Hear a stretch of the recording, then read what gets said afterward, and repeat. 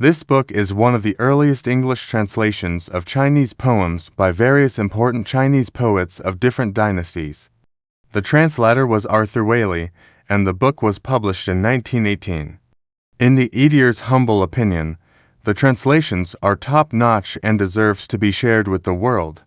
Print versions are available for interested viewers that can be accessed in the video introduction below.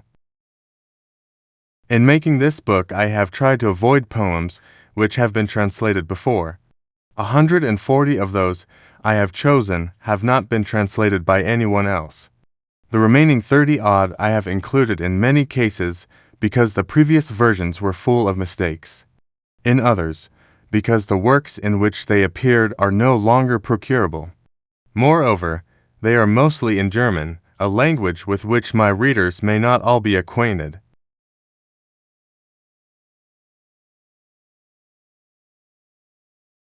Battle by Shu Yuan, 332 to 295 BC, author of the famous poem Li Sao, or Falling into Trouble.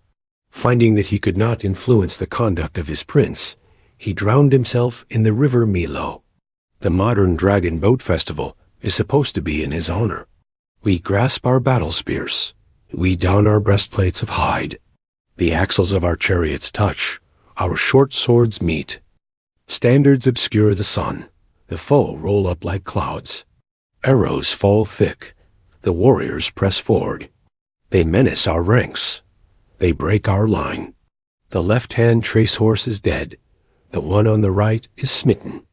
The fallen horses block our wheels. They impede the yoke horses.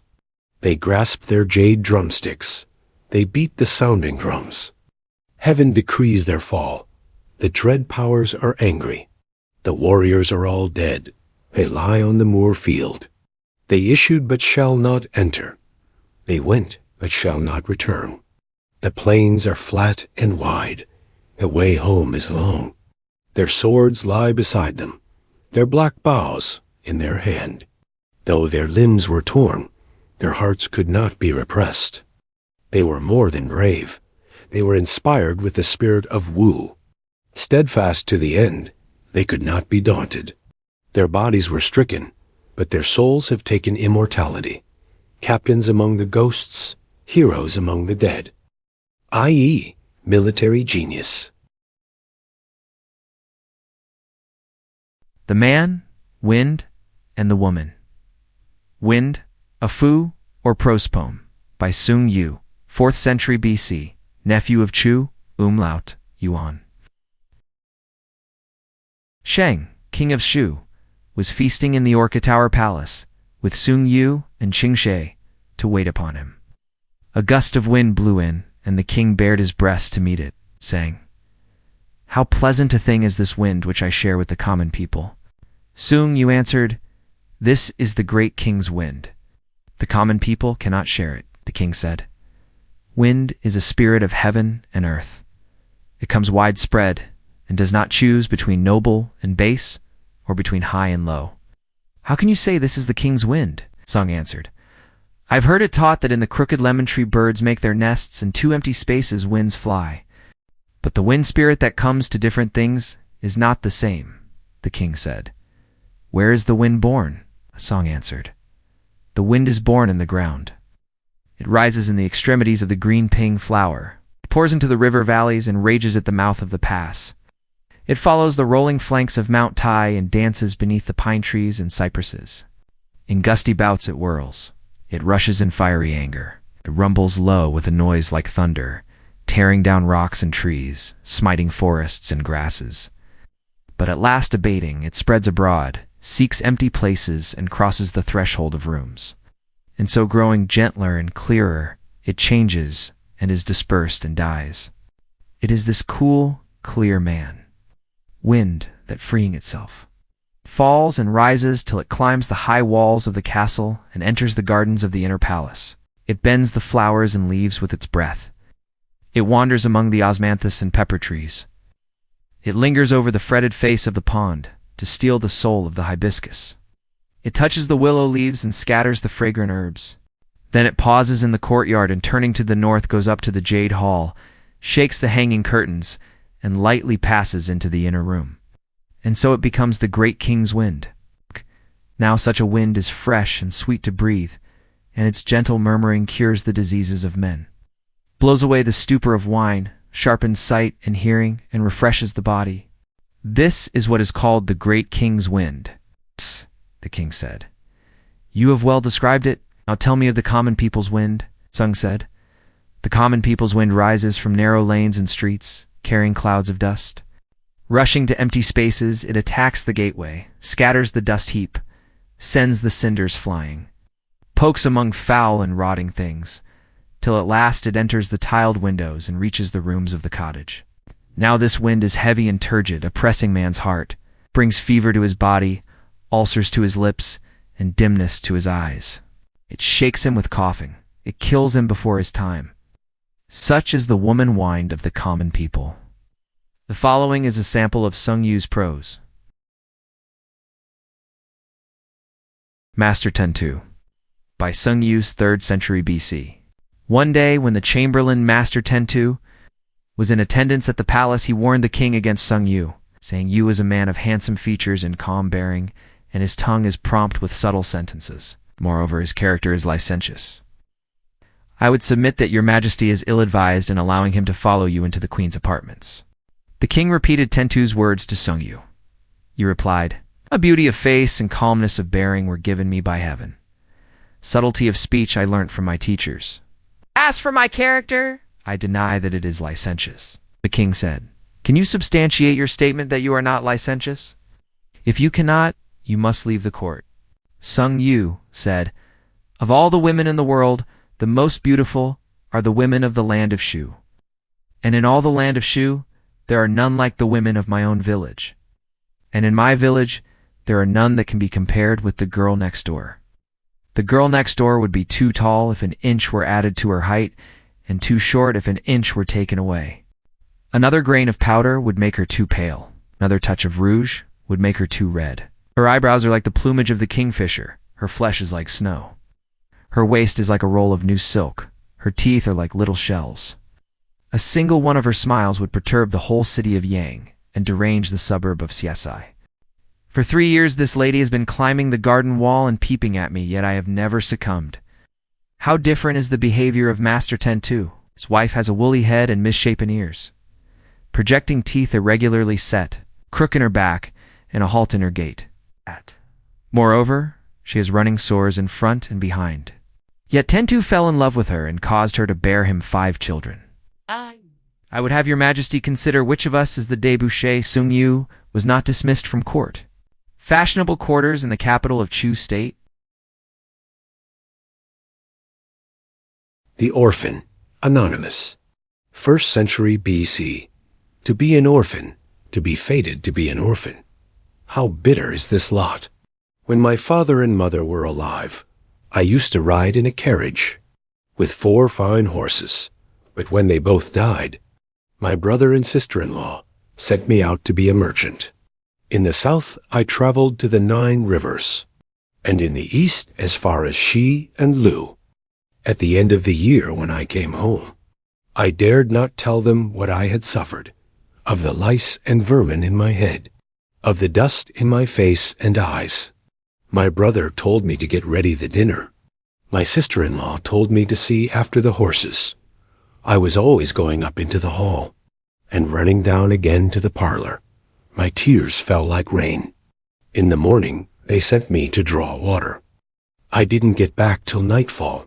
My hands were all sore, and I had no shoes. I walked the cold earth, treading on thorns and brambles. As I stopped to pull out the thorns, how bitter my heart was. My tears fell, and I went on sobbing and sobbing. In winter I have no great coat, nor in summer thin clothes. It is no pleasure to be alive. I had rather quickly leave the earth, and go beneath the yellow springs. The April winds blow, and the grass is growing green. In the 3rd month silkworms and mulberries. In the 6th month the melon harvest. I went out with the melon cart, and just as I was coming home, The melon cart turned over. The people who came to help me were few, but the people who ate the melons were many. All they left me was the stalks, to take home as fast as I could. My brother and sister-in-law were harsh. They asked me all sorts of awful questions. Why does everyone in the village hate me? I want to write a letter and send it to my mother and father under the earth, and tell them I can't go on any longer, living with my brother and sister-in-law. Hades. The sick wife. She had been ill for years and years. She sent for me to say something. She couldn't say what she wanted, because of the tears that kept coming of themselves. I have burdened you with orphan children 2 or 3. Don't let our children go hungry or cold. If they do wrong, don't slap or beat them. When you take out the baby, rock it in your arms. Don't forget to do that. Last she said, when I carried them in my arms, they had no clothes, and now their jackets have no linings. She dies. I shut the doors and barred the windows and left the motherless children. When I got to the market and met my friends, I wept. I sat down and could not go with them. I asked them to buy some cakes for my children. In the presence of my friends, I sobbed and cried. I tried not to grieve, but sorrow would not cease. I felt in my pocket and gave my friends some money. When I got home, I found my children calling to be taken into their mother's arms. I walked up and down in the empty room this way, and that a long while. Then I went away from it and said to myself, I will forget and never speak of her again. Cock-crow song. Anonymous, 1st century BC. In the eastern quarter dawn breaks, the stars flicker pale. The morning cock at Runan mounts the wall and crows. The songs are over, the clock run down, but still the feast is set. The moon grows dim, and the stars are few. Morning has come to the world. At 1,000 gates and 10,000 doors, the fish-shaped keys turn. Round the palace and up by the castle, the crows and magpies are flying. A water clock. The Golden Palace. Anonymous. 1st century BC. We go to the Golden Palace. We set out the jade cups. We summon the honored guests to enter at the Golden Gate. They enter at the Golden Gate and go to the Golden Hall. In the eastern kitchen, the meat is sliced and ready. Roast beef and boiled pork and mutton. The master of the feast hands round the wine. The harp players sound their clear chords. The cups are pushed aside, and we face each other at chess. The rival pawns are marshaled rank against rank. The fire glows, and the smoke puffs and curls. From the incense burner rises a delicate fragrance. The clear wine has made our cheeks red. Round the table joy and peace prevail. May those who shared in this day's delight through countless autumns enjoy like felicity. Old poem. At 15 I went with the army. At 80 I came home. On the way I met a man from the village. I asked him who there was at home. That over there is your house, all covered over with trees and bushes. Rabbits had run in at the dog hole. Pheasants flew down from the beams of the roof. In the courtyard was growing some wild grain, and by the well some wild mallows. I'll boil the grain and make porridge. I'll pluck the mallows and make soup. Soup and porridge are both cooked, but there is no one to eat them with. I went out and looked towards the east, while tears fell and wetted my clothes. Meeting in the road. In a narrow road where there was not room to pass, my carriage met the carriage of a young man. And while his axle was touching my axle, in the narrow road I asked him where he lived. The place where I live is easy enough to find, and difficult to forget. The gates of my house are built of yellow gold. The hall of my house is paved with white jade. On the hall table flagons of wine are set. I have summoned to serve me dancers of Han Tan.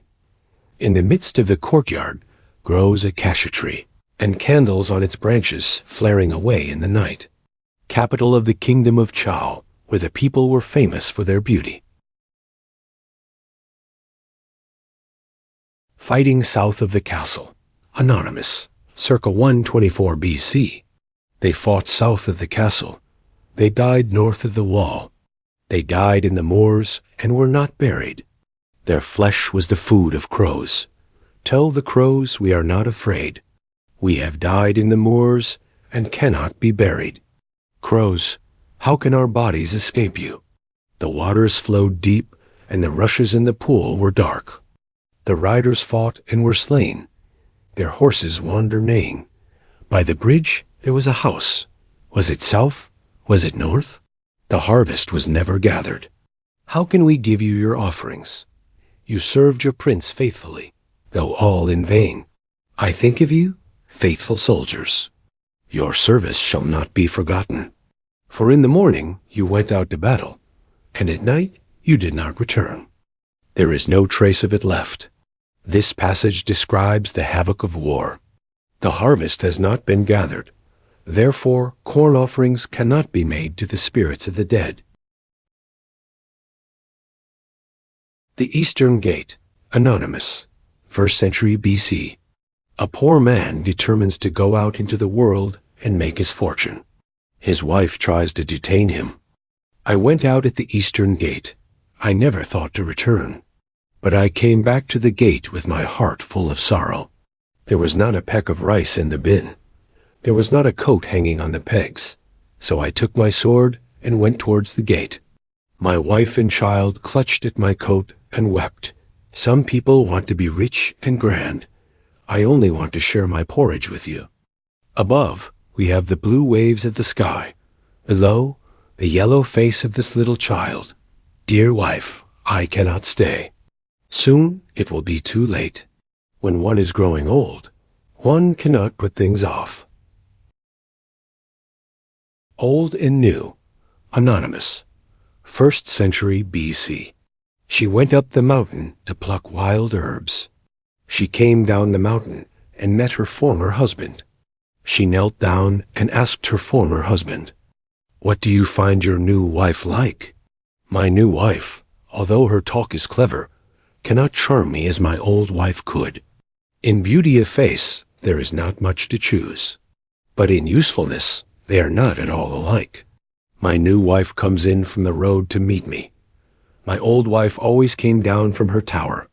My new wife is clever at embroidering silk. My old wife was good at plain sewing. Of silk embroidery, one can do an inch a day. Of plain sewing, more than 5 feet. Putting her silks by the side of your sewing, I see that the new will not compare with the old. South of the Great Sea. My love is living to the south of the Great Sea. What shall I send to greet him? 2 pearls and a comb of tortoise shell. I'll send them to him, packed in a box of jade. They tell me he is not true. They tell me he dashed my box to the ground, dashed it to the ground, and burned it, and scattered its ashes to the wind. From this day to the ends of time I must never think of him, never again think of him. The cocks are crowing, and the dogs are barking. My brother and his wife will soon know. 8 The autumn wind is blowing. The morning wind is sighing. In a moment the sun will rise in the east, and then it too will know. 8 That is, about her engagement being broken off. The other side of the valley. I am a prisoner in the hands of the enemy, enduring the shame of captivity. My bones stick out and my strength is gone through not getting enough to eat. My brother is a mandarin and his horses are fed on maize. Why can't he spare a little money to send and ransom me? Oaths of friendship. In the country of Yu, when a man made friends with another, they set up an altar of earth and sacrificed upon it a dog and a cock, reciting this oath as they did so. If you were riding in a coach and I were wearing a Li, and one day we met in the road, you would get down and bow. If you were carrying a tang, and I were riding on a horse. And one day we met in the road, I would get down for you. In a peasant's coat made of straw, an umbrella under which a cheapjack sells his wares, Shangya. I want to be your friend forever and ever without break or decay. When the hills are all flat and the rivers are all dry, when it lightens and thunders in winter, when it rains and snows in summer, when heaven and earth mingle, not till then will I part from you. Burial songs. The dew on the garlic leaf sung at the burial of kings and princes. How swiftly it dries, he dew on the garlic leaf, the dew that dries so fast tomorrow will fall again, but he whom we carry to the grave will never more return. The graveyard sung at the burial of common men. What man's land is the graveyard? It is the crowded home of ghosts. Wise and foolish, shoulder to shoulder, the king of the dead claims them all. Man's fate knows no tarrying. 17 Old Poems. The following 17 poems are from a series known as the 19 Pieces of Old Poetry. Some have been attributed to Mei Sheng 1st century BC and one to Fuai 1st century AD. They are manifestly not all by the same hand, nor of the same date. Internal evidence shows that no. 3 at least was written after the date of Mei Sheng's death. These poems had an enormous influence on all subsequent poetry, and many of the habitual of Chinese verse are taken from them. I've omitted 2 because of their marked inferiority. One on and on, always on and on away from you, parted by a life parting, going from one another 10,000 li, each in a different corner of the world, he way between is difficult and long, face to face, how shall we meet again? The Tartar horse prefers the north wind, the bird from Unes on the southern branch. Since we parted, the time is already long. Daily my clothes hang loose around my waist. Floating clouds obscure the white sun, the wandering one has quite forgotten home. Thinking of you has made me suddenly old. The months and years swiftly draw to their close. I'll put you out of my mind and forget forever, try with all my might to eat and thrive. The opposite of a parting by death. The popular, but erroneous interpretation of these 2 lines is that I'm cast away and rejected, I will not repine, but only hope with all my heart you're well. To green, green, the grass by the river bank, thick, thick, the willow trees in the garden. Sad, sad, the lady in the tower, at white, sitting at the casement window, at fair, fair, her red powdered face. Small, small, she puts out her pale hand. Once she was a dancing house girl, now she is a wandering man's wife. The wandering man went, but did not return. It is hard alone to keep an empty bed. 3. Green, green, the cypress on the mound. Firm, firm, the boulder in the stream. Man's life lived within this world is like the sojourning of a hurried traveler. A cup of wine together will make us glad, and a little friendship is no little matter. Yoking my chariot, I urge my stubborn horses. I wander about in the streets of Wan and Lo town, how fine everything is. The caps and belts go seeking each other out. The great boulevards are intersected by lanes, wherein are the townhouses of royal dukes. The 2 palaces stare at each other from afar. The twin gates rise 100 feet. By prolonging the feast, let us keep our hearts gay, and leave no room for sadness to creep in.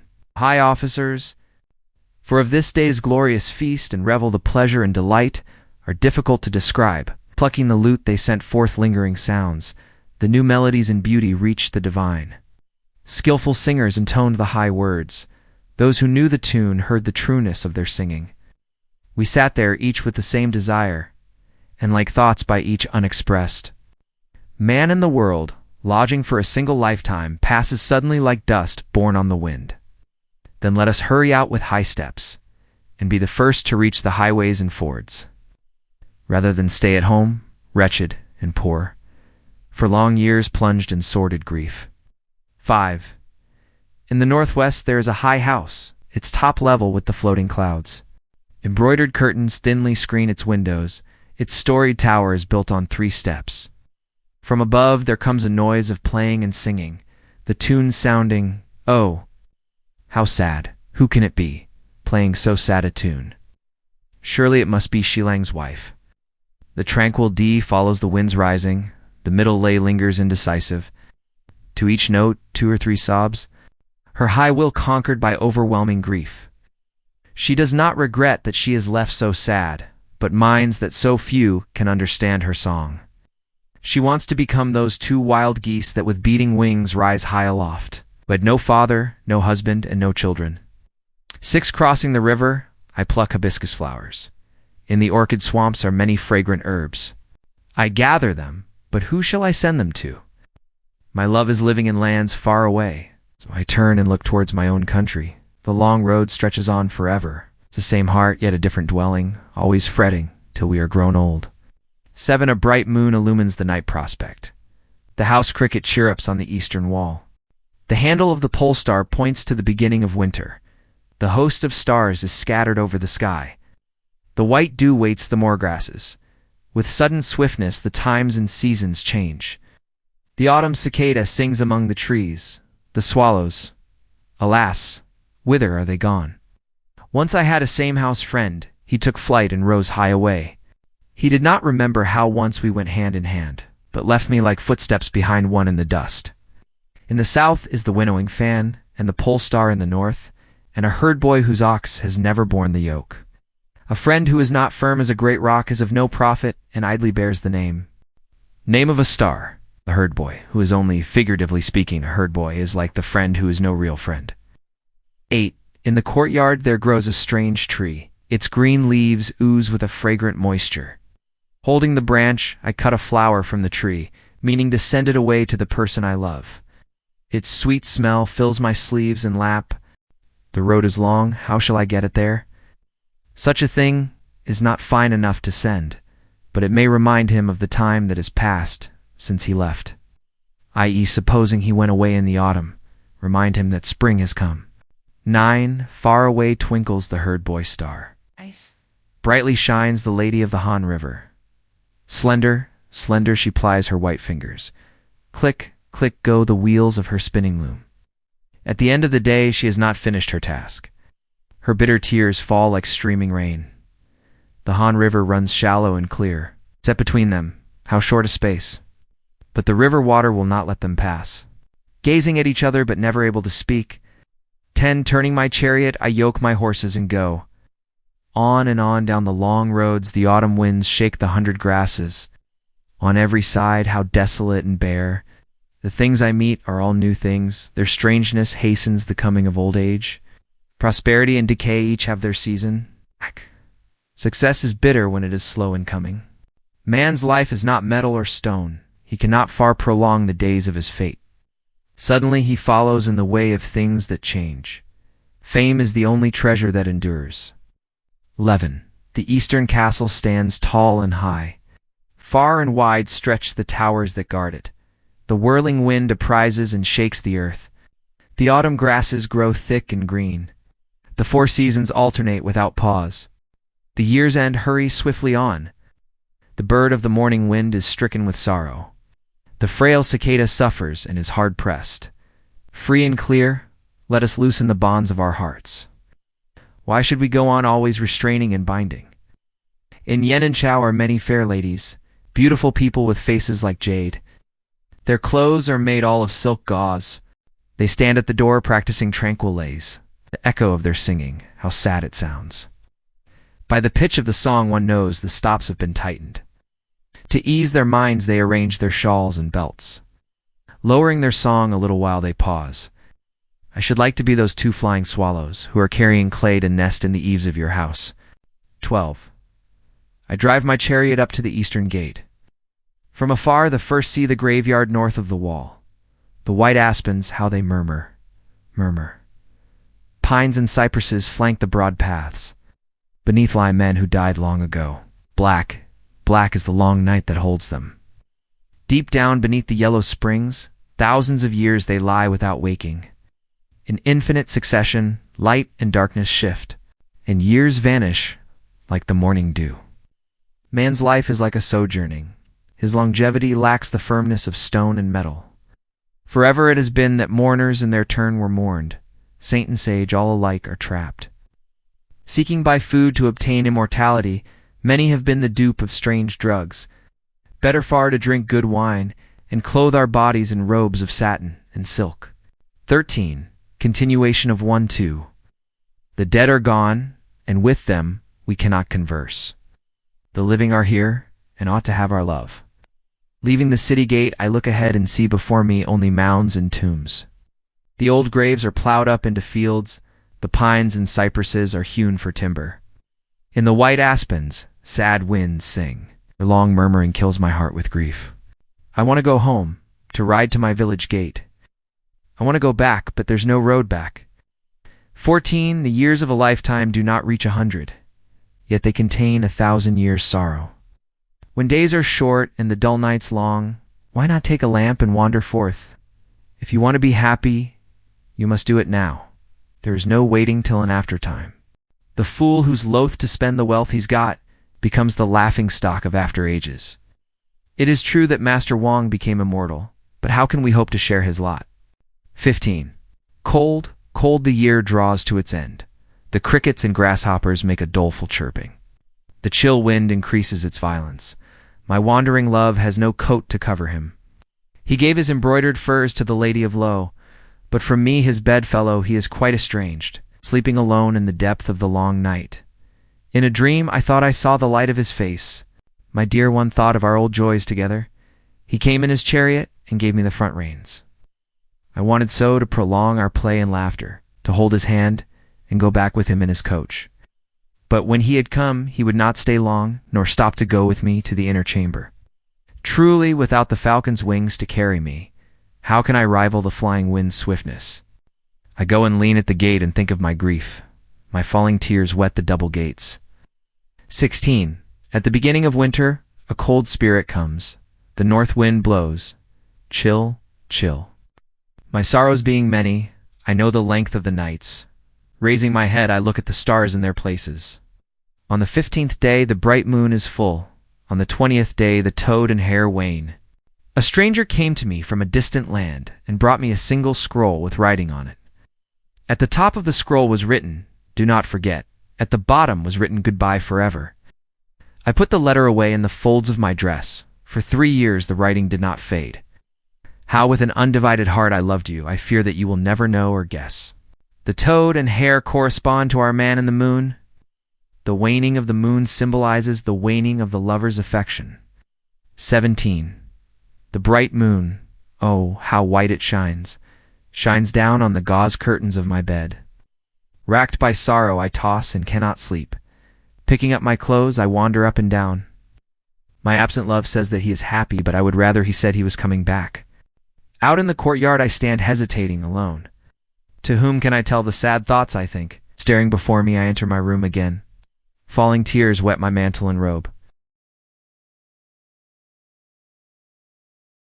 The Autumn Wind, by Wu Ti, 157 to 87 BC, 6th emperor of the Han Dynasty.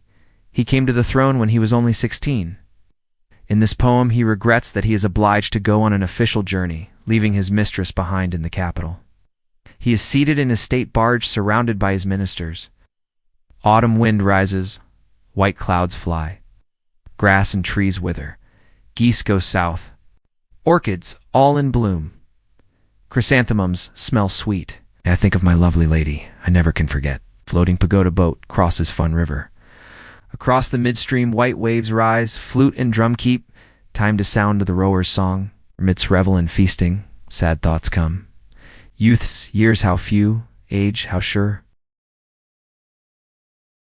Li Fujian. The sound of her silk skirt has stopped. On the marble pavement, dusk grows. Her empty room is cold and still. Fallen leaves are piled against the doors.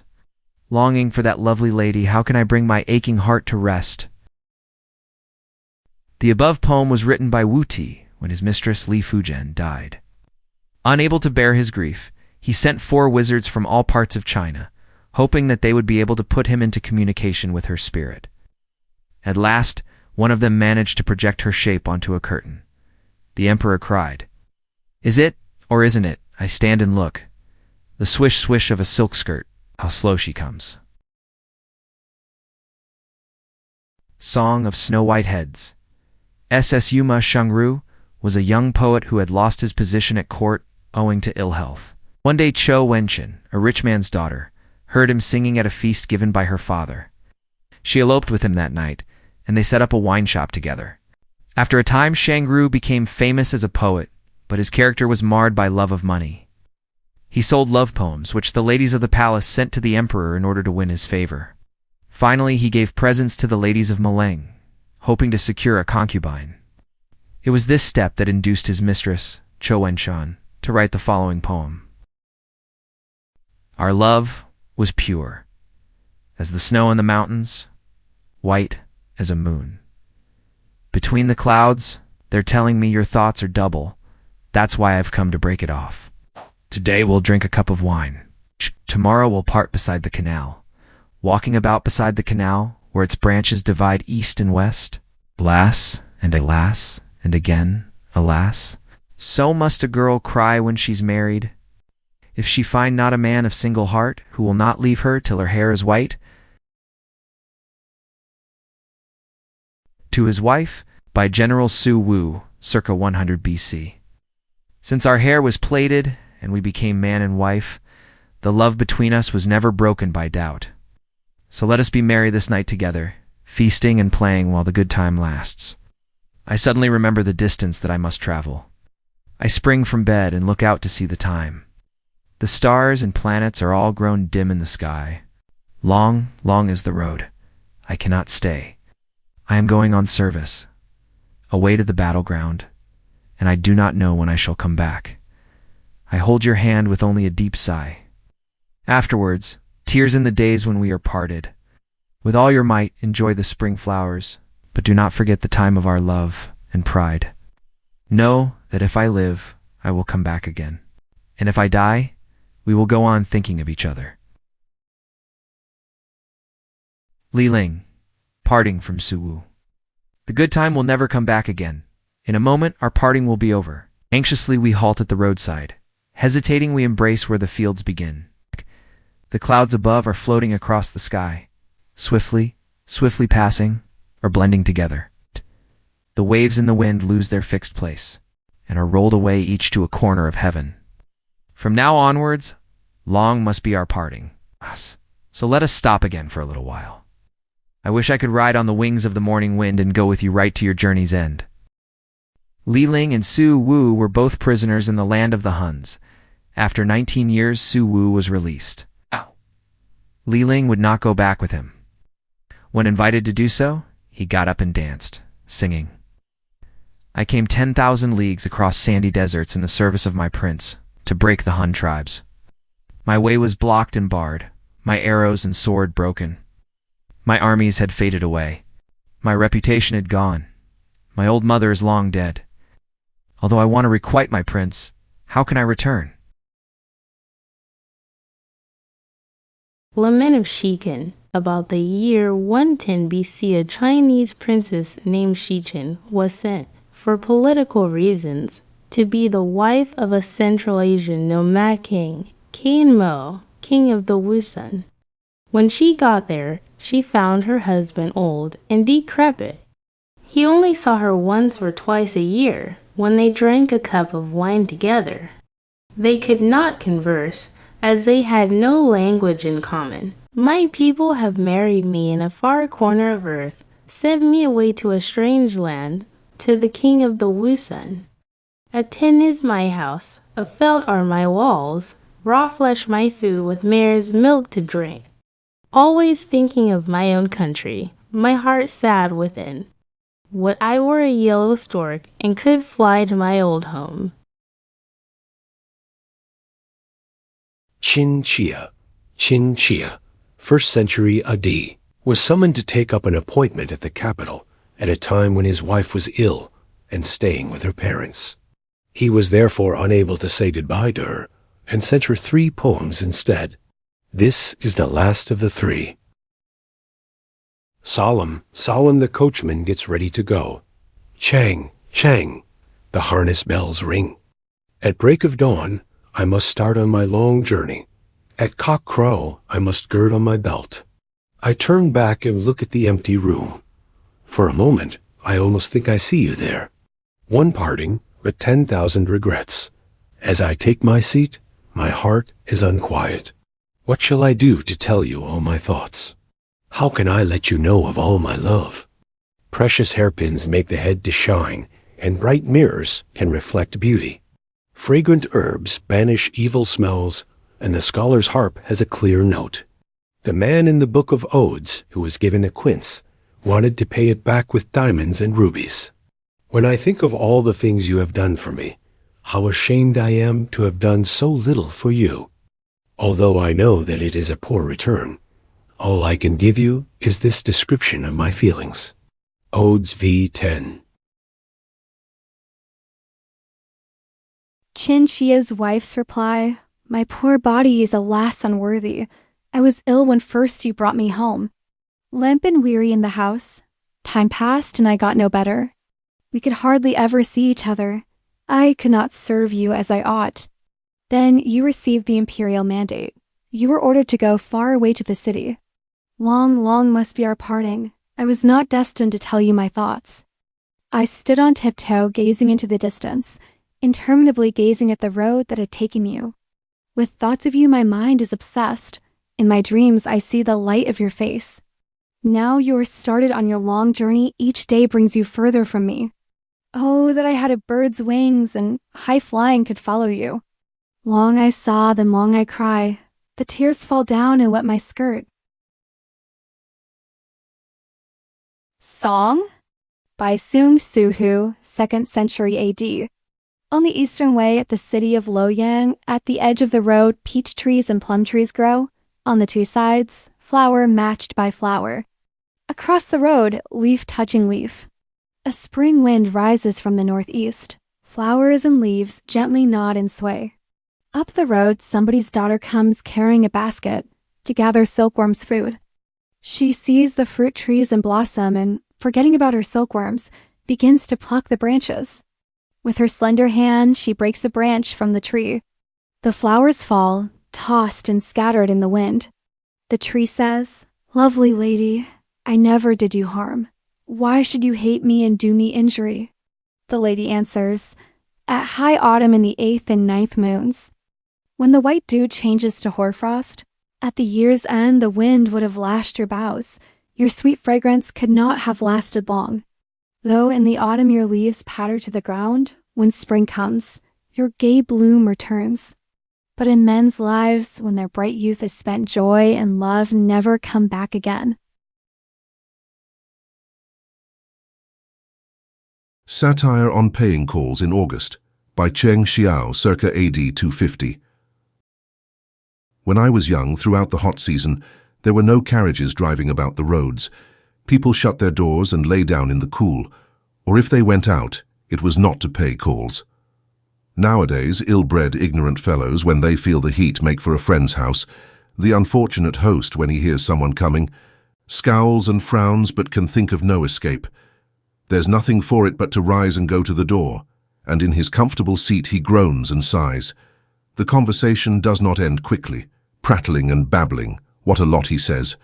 Only when one is almost dead with fatigue he asks at last if one isn't finding him tiring. One's arm is almost in half with continual fanning. The sweat is pouring down one's neck in streams. Do not say that this is a small matter. I consider the practice a blot on our social life. I therefore caution all wise men that August visitors should not be admitted. On the death of his father, by Wei Wen-ti, son of Cao Cao, who founded the dynasty of Wei and died in AD 220. The poem has been wrongly attributed to Han Wen-ti, died 157 BC. I look up and see his curtains and bed. I look down and examine his table and mat. The things are there just as before, but the man they belong to is not there. His spirit suddenly has taken flight and left me behind, far away. To whom shall I look? On whom rely? My tears flow in an endless stream. Yu-yu-ha, cry the wandering deer as they carry fodder to their young in the wood. Flap, flap, fly the birds as they carry their little ones back to the nest. I alone am desolate, dreading the days of our long parting, my grieving heart's settled pain no one else can understand. There is a saying, among people sorrow makes us grow old, Alas, alas for my white hairs, all too early they have come, long wailing and long sighing. My thoughts are fixed on my sage parent. They say the good live long. Then why was he not spared? The Campaign Against Wu, 2 poems by Wei Wen-ti, AD 188-227, 1. My charioteer hastens to yoke my carriage, for I must go on a journey far away. Where are you going on your journey far away? To the land of Wu, where my enemies are. But I must ride many thousand miles beyond the eastern road that leads to Wu. Between the rivers bitter winds blow, swiftly flow the waters of Huai and Su. I want to take a skiff and cross these rivers, but alas for me, where shall I find a boat? To sit idle is not my desire. Gladly enough would I go to my country's aid. 2. He abandons the campaign. In the northwest there is a floating cloud stretched on high, like a chariot's canvas awning. Alas that I was born in these times, to be blown along like a cloud puffed by the wind. It has blown me away far to the southeast, on and on till I came to Wu Hui. Wu Hui is not my country. Why should I go on staying here? I will give it up and never speak of it again, this being abroad and always living in dread. The Ruins of Luoyang by Cao Qi, AD 192-233, third son of Cao Cao. He was a great favorite with his father till he made a mistake in a campaign. In this poem, he returns to look at the ruins of Luoyang, where he used to live. It had been sacked by Tung Chou. I climbed to the ridge of Peimang Mountain and looked down on the city of Luoyang. In Luoyang, how still it is. Palaces and houses all burnt to ashes. Walls and fences all broken and gaping. Thorns and brambles shooting up to the sky. I do not see the old men. I only see the new young men. I turn aside, for the straight road is lost. The fields are overgrown and will never be ploughed again. I have been away such a long time that I do not know which street is which. How sad and ugly the empty moors are. 1,000 miles without the smoke of a chimney.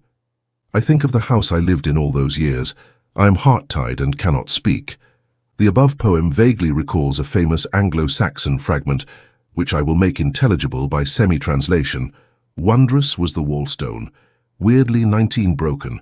Bergsteads bursten, giants' work tumbleth, roofs are wrenched, towers totter, bereft of rune gates. Smoke is on the plaster, scarred the showerbergs, shorn and shattered by eld under-eaten.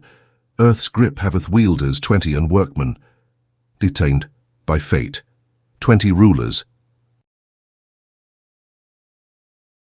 The Cockfight by Cao Qi. Our wandering eyes are sated with the dancer's skill. Our ears are weary with the sound of kung and shang. Our host is silent and sits doing nothing. All the guests go on to places of amusement. On long benches, the sportsmen sit ranged round a cleared room watching the fighting cocks. The gallant birds are all in battle trim. They raise their tails and flap defiantly. Their beating wings stir the calm air. Their angry eyes gleam with a red light. Where their beaks have struck, the fine feathers are scattered. With their strong talons, they wound again and again. Their long cries enter the blue clouds. Their flapping wings tirelessly beat and throb. Pray God the lamp oil lasts a little longer. Then I shall not leave without winning the match. Notes of the Scale. A Vision by Cao Qi. In the 9 provinces there is not room enough. I want to soar high among the clouds, and far beyond the 8 limits of the compass, cast my gaze across the unmeasured void. I will wear as my gown the red mists of sunrise, and as my skirt the white fringes of the clouds. My canopy, the dim luster of space my chariot, 6 dragons mounting heavenward, and before the light of time has shifted apace, suddenly stand upon the world's blue rim. The doors of heaven swing open, the double gates shine with a red light. I roam and linger in the palace of Wenchang. I climb up to the hall of Tai Wei. The Lord God lies at his western lattice, and the lesser spirits are together in the eastern gallery. They wash me in a bath of rainbow spray and gird me with a belt of jasper and rubies. I wander at my ease gathering divine herbs. I bend down and touch the scented flowers. Wang Tzu gives me drugs of long life and shenmen, hands me strange potions. By the partaking of food, I evade the rites of death. My span is extended to the enjoyment of life everlasting. Stars and Kei. Immortals. The Curtain of the Wedding Bed, by Liu Sun's wife, 3rd century AD. After she had been married to him for a long while, General Liu Sun sent his wife back to her home because he had fallen in love with a girl of the Suma family.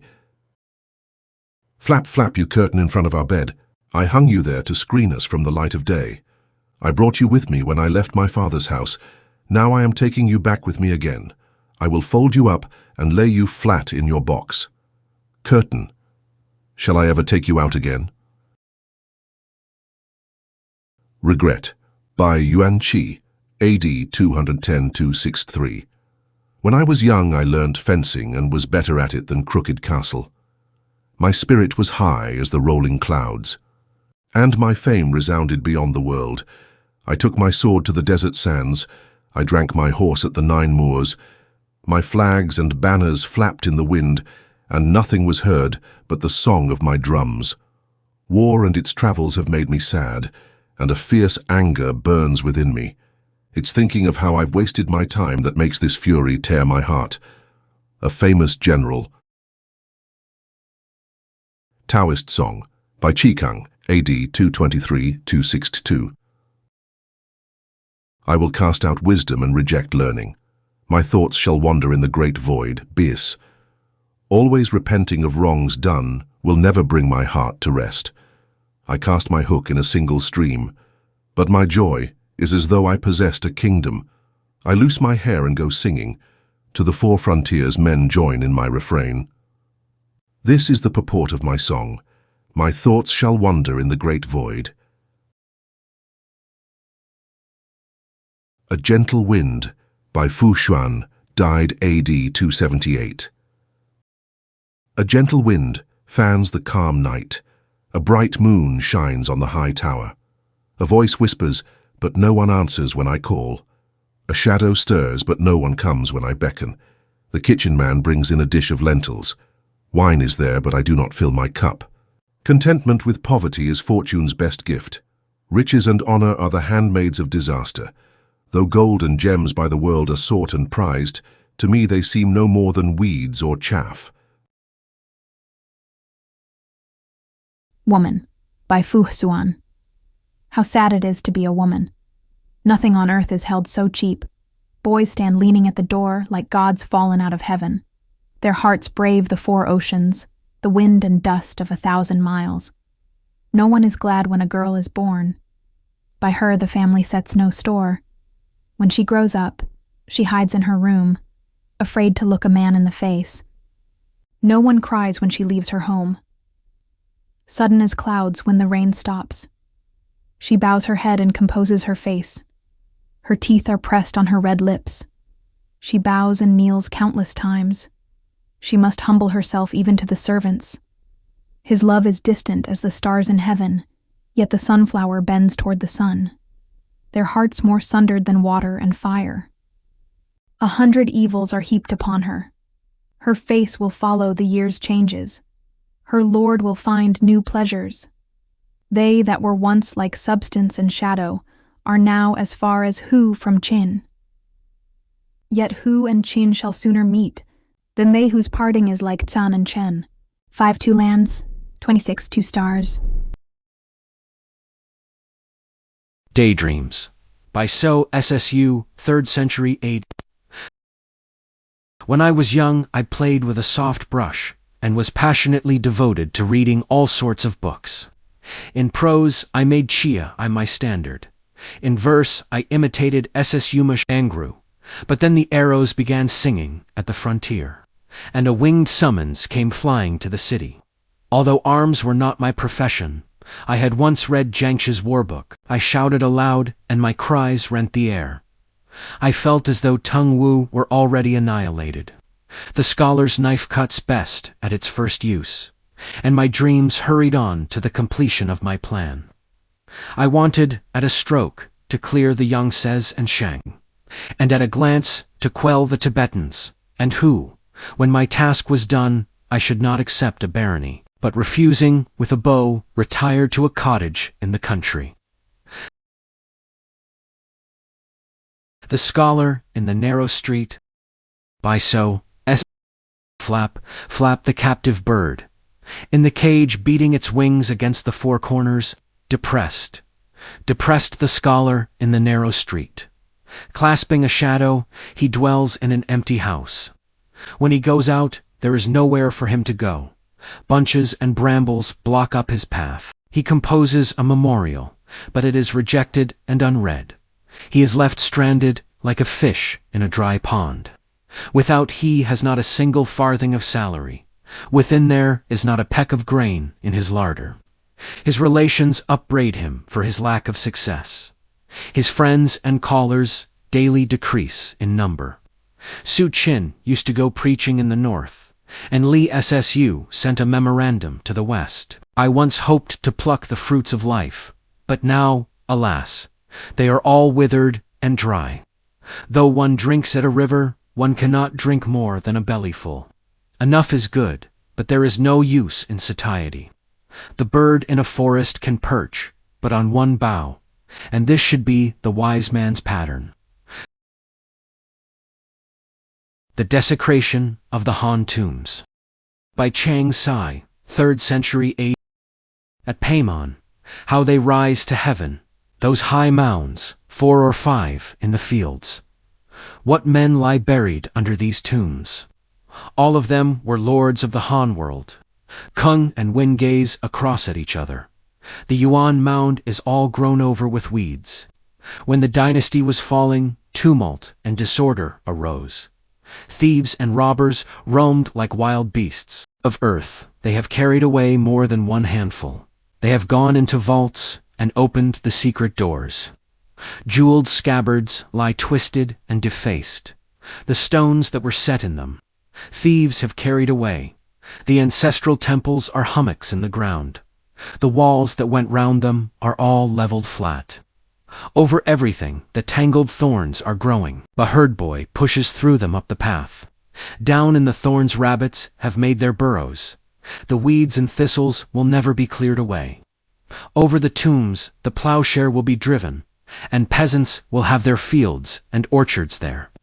They that were once lords of 1,000 hosts are now become the dust of the hills and ridges. I think of what Yaneman said, and am sorely grieved at the thought of then and now.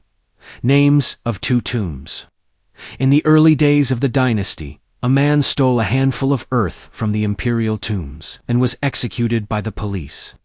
The emperor was furious at the lightness of the punishment. Yaneman said to Meng Chongchen, died to 79 BC. Does it not grieve you to think that after 100 years, this terrace will be cast down, and this pond cleared away? Meng Changshan wept. Bearer's Song, by Mu. She died AD 245. Cf. The Han Burial Songs, p. 38. When I was alive, I wandered in the streets of the capital. Now that I am dead, I am left to lie in the fields. In the morning, I drove out from the high hall. In the evening, I lodged beneath the yellow springs. When the white sun had sunk in the western chasm, I hung up my chariot and rested my 4 horses. Now, even the mighty maker of all could not bring the life back to my limbs. Shape and substance, day by day, will vanish. Hair and teeth will gradually fall away. Forever, from old men have been so, and none born can escape this thing. Hades. The Valley Wind, by Liu Yun, 4th century AD. Living in retirement beyond the world, silently enjoying isolation, I pull the rope of my door tighter and stuff my window with roots and ferns. My spirit is tuned to the spring season. At the fall of the year, there is autumn in my heart. Thus, imitating cosmic changes, my cottage becomes a universe.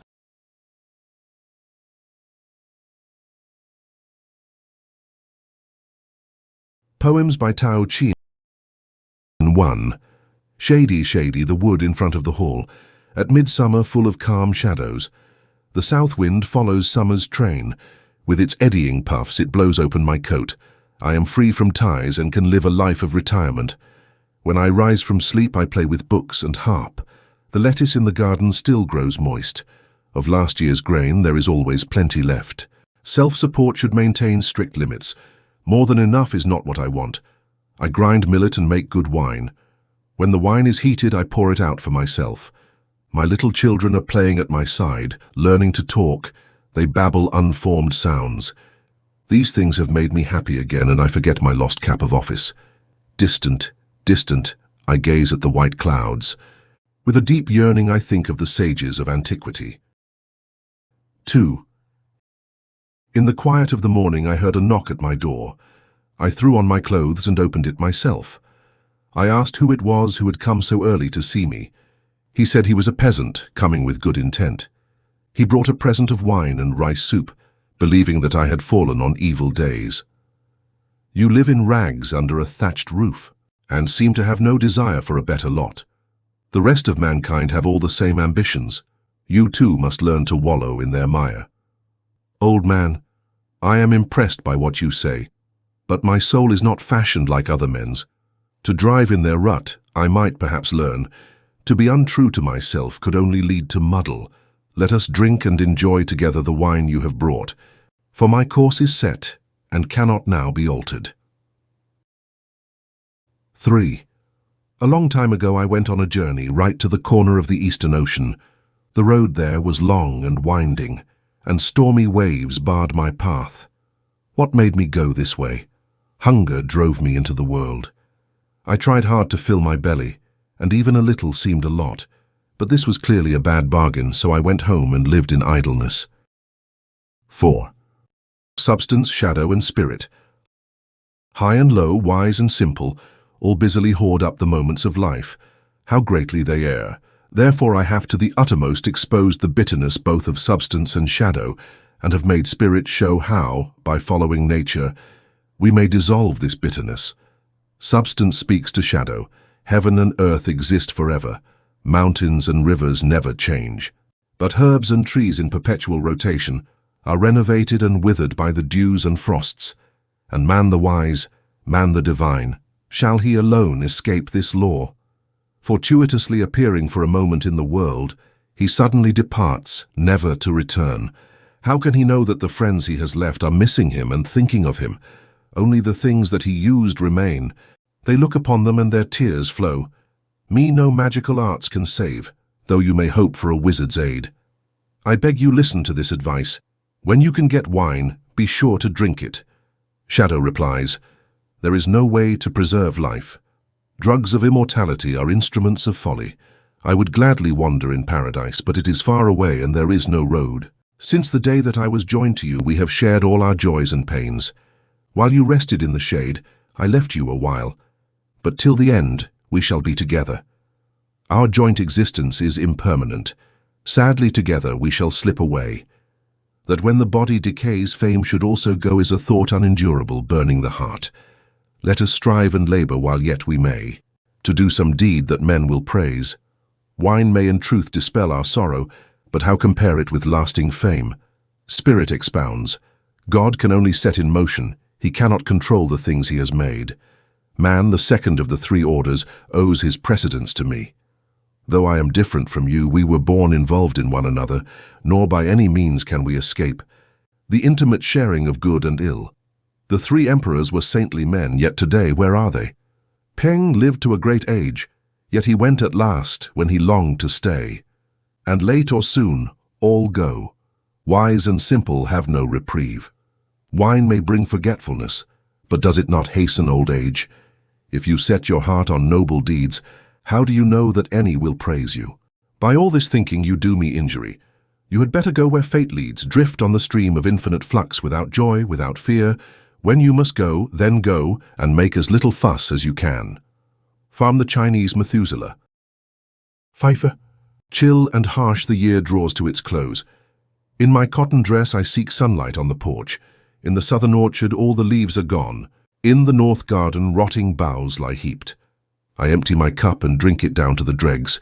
I look towards the kitchen, but no smoke rises. Poems and books lie piled beside my chair. but the light is going, and I shall not have time to read them.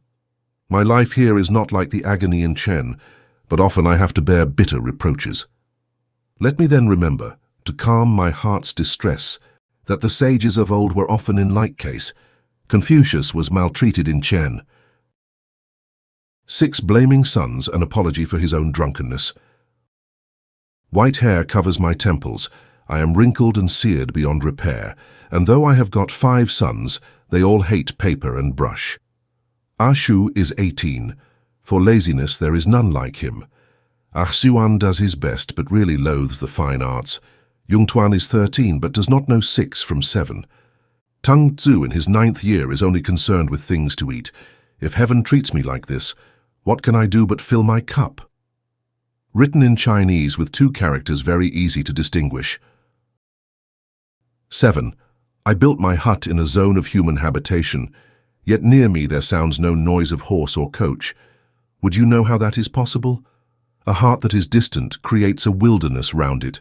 I pluck chrysanthemums under the eastern hedge, then gaze long at the distant summer hills. The mountain air is fresh at the dusk of day. The flying birds 2 by 2 return. In these things there lies a deep meaning, yet when we would express it, words suddenly fail us. 8. Moving house. My old desire to live in the southern village was not because I had taken a fancy to the house, but I heard it was a place of simple-minded men with whom it were a joy to spend the mornings and evenings. Many years I had longed to settle here. Now at last I have managed to move house. I do not mind if my cottage is rather small, so long as there's room enough for bed and mat. Often and often the neighbors come to see me, and with brave words discuss the things of old. Rare writings we read together and praise. Doubtful meanings we examine together and settle. 9. Returning to the fields. When I was young, I was out of tune with the herd. My only love was for the hills and mountains. Unwitting, I fell into the web of the world's dust, and was not free until my 30th year. The migrant bird longs for the old wood. The fish in the tank thinks of its native pool. I had rescued from wildness a patch of the southern moor, and still rustic, I returned to field and garden. My ground covers no more than 10 acres. My thatched cottage has 8 or 9 rooms. Elms and willows cluster by the eaves. Peach trees and plum trees grow before the hall. Hazy, hazy the distant hamlets of men. Steady the smoke of the half-deserted village. A dog barks somewhere in the deep lanes. A cock crows at the top of the mulberry tree. At gate and courtyard, no murmur of the world's dust. In the empty rooms, leisure and deep stillness. Long I lived checked by the bars of a cage. Now I have turned again to nature and freedom. 10. Reading the Book of Hills and Seas. In the month of June the grass grows high, and round my cottage thick-leaved branches sway. There is not a bird but delights in the place where it rests, and I too love my thatched cottage.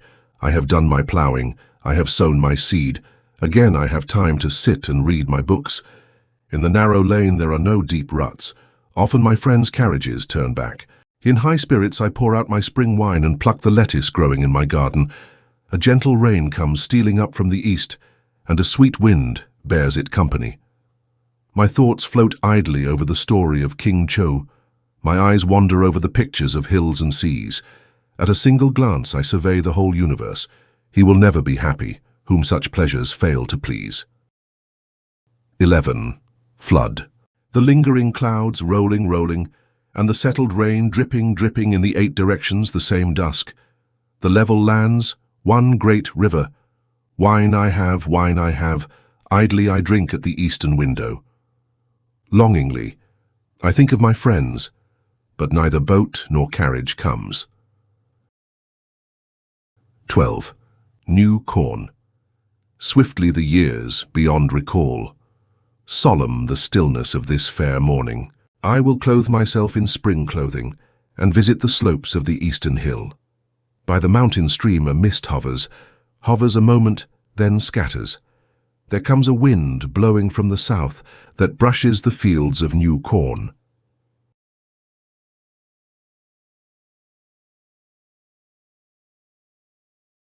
Inviting guests. By Cheng Kung Sui, died AD 273. I sent out invitations to summon guests. I collected together all my friends, loud talk and simple feasting, discussion of philosophy, investigation of subtleties, tongues loosened and minds at one, hearts refreshed by discharge of emotion. Climbing a Mountain, by Tao Yun, circa AD 400, wife of General Wang Ningqi. The general was so stupid that she finally deserted him. High rises the eastern peak, soaring up to the blue sky. Among the rocks, an empty hollow, secret, still mysterious, uncarved and unhewn, screened by nature with a roof of clouds. Times and seasons, what things are you bringing to my life, ceaseless change? I will lodge forever in this hollow, where springs and autumns unheeded pass. Sailing Homeward, by Chan Fangsheng, 4th century AD, cliffs that rise 1,000 feet without a break, lake that stretches 100 miles without a wave, sands that are white through all the year, without a stain, pine tree woods, winter and summer evergreen, streams that forever flow and flow without a pause, trees that for 20,000 years your vows have kept. You have suddenly healed the pain of a traveler's heart, and moved his brush to write a new song. 5. Zhu Ye, Songs. At the time when blossoms fall from the cherry tree, on a day when yellow birds hovered in the branches. You said you must stop, because your horse was tired. I said I must go, because my silkworms were hungry. All night I could not sleep because of the moonlight on my bed. I kept on hearing a voice calling, out of nowhere. Nothing answered. Yes, I will carry my coat and not put on my belt. With unpainted eyebrows, I will stand at the front window. My tiresome petticoat keeps on flapping about. If it opens a little, I shall blame the spring wind. I heard my love was going to Yangchu, and went with him as far as Chushan. For a moment, when you held me fast in your outstretched arms, I thought the river stood still and did not flow. I have brought my pillow, and am lying at the northern window. So come to me and play with me a while. With so much quarreling and so few kisses, how long do you think our love can last? The Little Lady of Qing Heizhi, a children's song. Her door opened on the white water, close by the side of the timber bridge. That's where the little lady lived, all alone without a lover. Plucking the rushes. A boy and girl are sent to gather rushes for thatching. Anonymous. 4th century. Green rushes with red shoots, long leaves bending to the wind. You and I in the same boat, plucking rushes at the 5 lakes. We started at dawn from the Orchid Island. We rested under the elms till noon. You and I plucking rushes had not plucked a handful when night came. Ballad of the Western Island in the North Country. Seeing the plum tree, I thought of the Western Island, A5, and I plucked a branch to send to the North Country. I put on my dress of apricot yellow silk, and bound up my hair black as the crow's wing. But which is the road that leads to the Western Island? I'll ask the man at the ferry by the bridge of boats. But the sun is sinking and the orioles flying home, and the wind is blowing and sighing in the walnut tree. I'll stand under the tree just beside the gate. I'll stand by the door and show off my enameled hairpins. She's opened the gate, but her lover has not come. She's gone out at the gate to pluck red lotus. As she plucks the lotus on the southern dike in autumn, the lotus flowers stand higher than a man's head. She bends down and plays with the lotus seeds. The lotus seeds are green like the lake water. She gathers the flowers and puts them into her gown. The lotus bud that is red all through. She thinks of her lover that does not come. She looks up and sees the wild geese flying. The Western Island is full of wild geese. To look for her lover, she climbs the blue tower. The tower is high. She looks but cannot see. All day she leans on the balcony rails. The rail is twisted into a 12-fold pattern. She lets fall her hand white like the color of jade. She rolls up the awning. She sees the wide sky, and the seawater waving its vacant blue. The sea shall carry my dreams far away, so that you shall be sorry at last for my sorrow. If the south wind only knew my thoughts, it would blow my dreams till they got to the western island. Song by Zhangqi, 6th century. I was brought up under the stone castle. My window opened onto the castle tower. In the castle were beautiful young men, who waved to me as they went in and out. Song of the Men of Qinling, Marching Back into the Capital. By Xie Tiao, 5th century AD. Jiangnan is a glorious and beautiful land, and Qinling an exalted and kingly province. The green canals of the city stretch on, and its high towers stretch up and up. Flying gables lean over the bridle road, drooping willows cover the royal aqueduct. Shrill flutes sing by the coach's awning, and reiterated drums bang near its painted wheels. The names of the deserving shall be carved on the cloud terrace, and for those who have done valiantly rich reward awaits, or the record office. The Scholar Recruit, by Pao Chao, died AD 466. Now late I follow time's necessity. Mounting a barricade, I pacify remote tribes. Discarding my sash, I don a coat of rhinoceros skin. Rolling up my skirts, I shoulder a black bow. Even at the very start, my strength fails. What will become of me before it's all over? Fifings, i.e., enlist. The Red Hills, by Pao Chao. Red hills lie athwart us as a menace in the west, and fiery mountains glare terrible in the south. The body burns, the head aches and throbs. If a bird light here, its soul forthwith departs. Warm springs pour from cloudy pools, and hot smoke issues between the rocks. The sun and moon are perpetually obscured. The rain and dew never stay dry. There are red serpents 100 feet long, and black snakes 10 girths round. The sand-spitters shoot their poison at the sunbeams.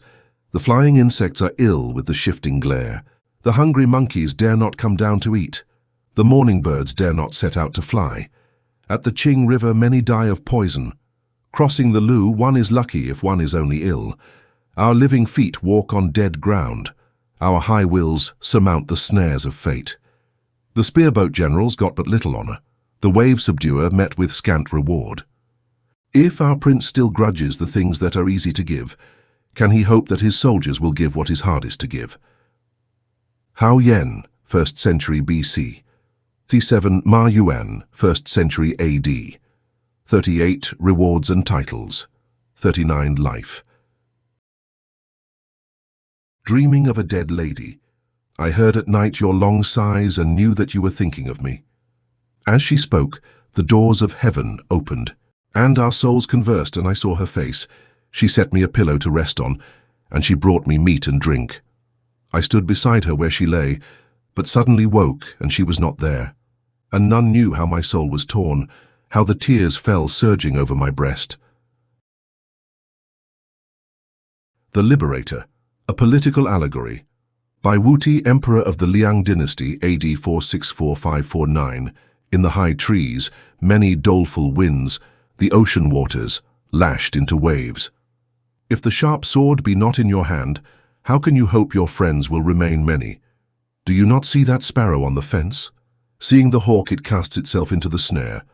The fowler to catch the sparrow is delighted. The young man to see the sparrow is grieved. He takes his sword and cuts through the netting. The yellow sparrow flies away, away, away, away, up to the blue sky, and down again to thank the young man. Loyang, by the Emperor Qian Wenti, 6th century. A beautiful place is the town of Loyang. The big streets are full of spring light. The lads go driving out with harps in their hands. The mulberry girls go out to the fields with their baskets. Golden whips glint at the horses' flanks. Gauze sleeves brush the green boughs. Racing dawn, the carriages come home, and the girls with their high baskets full of fruit. Winter night. My bed is so empty that I keep on waking up. As the cold increases, the night wind begins to blow. It rustles the curtains, making a noise like the sea. Oh, that those were waves which could carry me back to you. The Rejected Wife. Bai Juyi 508 to 554. See page 15. Entering the hall, she meets the new wife. Leaving the gate, she runs into her former husband. Words stick. She does not manage to say anything. She presses her hands together and hesitates. Agitates moon-like fan sheds pearl-like tears. Realizes she loves him just as much as ever, that her present pain will never come to an end. People hide their love. Bai Juyi, who says that it's by my desire, this separation, this living so far from you. My dress still smells of the lavender you gave. My hand still holds the letter that you sent. Round my waist I wear a double sash. I dream that it binds us both with the same heart knot. Did not you know that people hide their love, like a flower that seems too precious to be picked? The Fairy, by the Emperor Chaiyan Wenti of the Liang dynasty, who reigned during the year AD 500. Of marshmallows my boat is made, the ropes are lily roots. The pole star is athwart the sky, the moon sinks low. It's at the ferry I'm plucking lilies. But it might be the yellow river, so afraid you seem of the wind and waves. So long you tarry at the crossing. 40 A lady is waiting for her lover at the ferry which crosses a small stream. When he does not come, she bitterly suggests that he is as afraid of the little stream as though it were the Yellow River, the largest river in China. The Waters of Lung Tu, the Northwest Frontier, by Xu Ling, AD 507-583. The road that I came by mounts 8,000 feet. The river that I crossed hangs 100 fathoms. The brambles so thick that in summer one cannot pass. The snow so high that in winter one cannot climb. With branches that interlace, Lung Valley is dark. Against cliffs that tower one's voice beats and echoes. I turn my head, and it seems only a dream that I ever lived in the streets of Shenyang. Flowers and Moonlight on the Spring River, by Yang Ti, 605-617, Emperor of the Sui dynasty. The evening river is level and motionless. The spring colors just open to their full. Suddenly a wave carries the moonlight away, and the tidal water comes with its freight of stars. 41 i.e., the reflection in the water. Chirek Song. Altun, 486-566 AD, was a Tatar employed by the Chinese in drilling their troops after the manner of the Huns. He could not read or write. The Youfu Guangti says, Cao Huan attacked Pi, king of Zhou, but lost nearly half his men. Cao Huan fell ill of sadness, and Pi, to taunt him, sent out a proclamation, which said, Yi Cao Huan, that son of a mouse dared to attack King Pai. But at the first stroke of sword and bow, the aggressor's plot recoiled on himself. When this reached Cao Huan's ears, he sat up in bed and tried to comfort his officers. All the nobles were summoned to his room, and Altun was asked to sing them a song about Chirek, his native land. He sang, Chirek River lies under the dark mountains, where the sky is like the sides of a tent, stretched down over the great steppe. The sky is grey, and the steppe wide, over grass that the wind has battered low, sheep and oxen roam. Altun means gold in Tartar. No one could teach him to write the Chinese character for gold, till at last someone said, draw the roof of your house and then put a few strokes underneath. He thus learnt in a rough fashion to write his own name.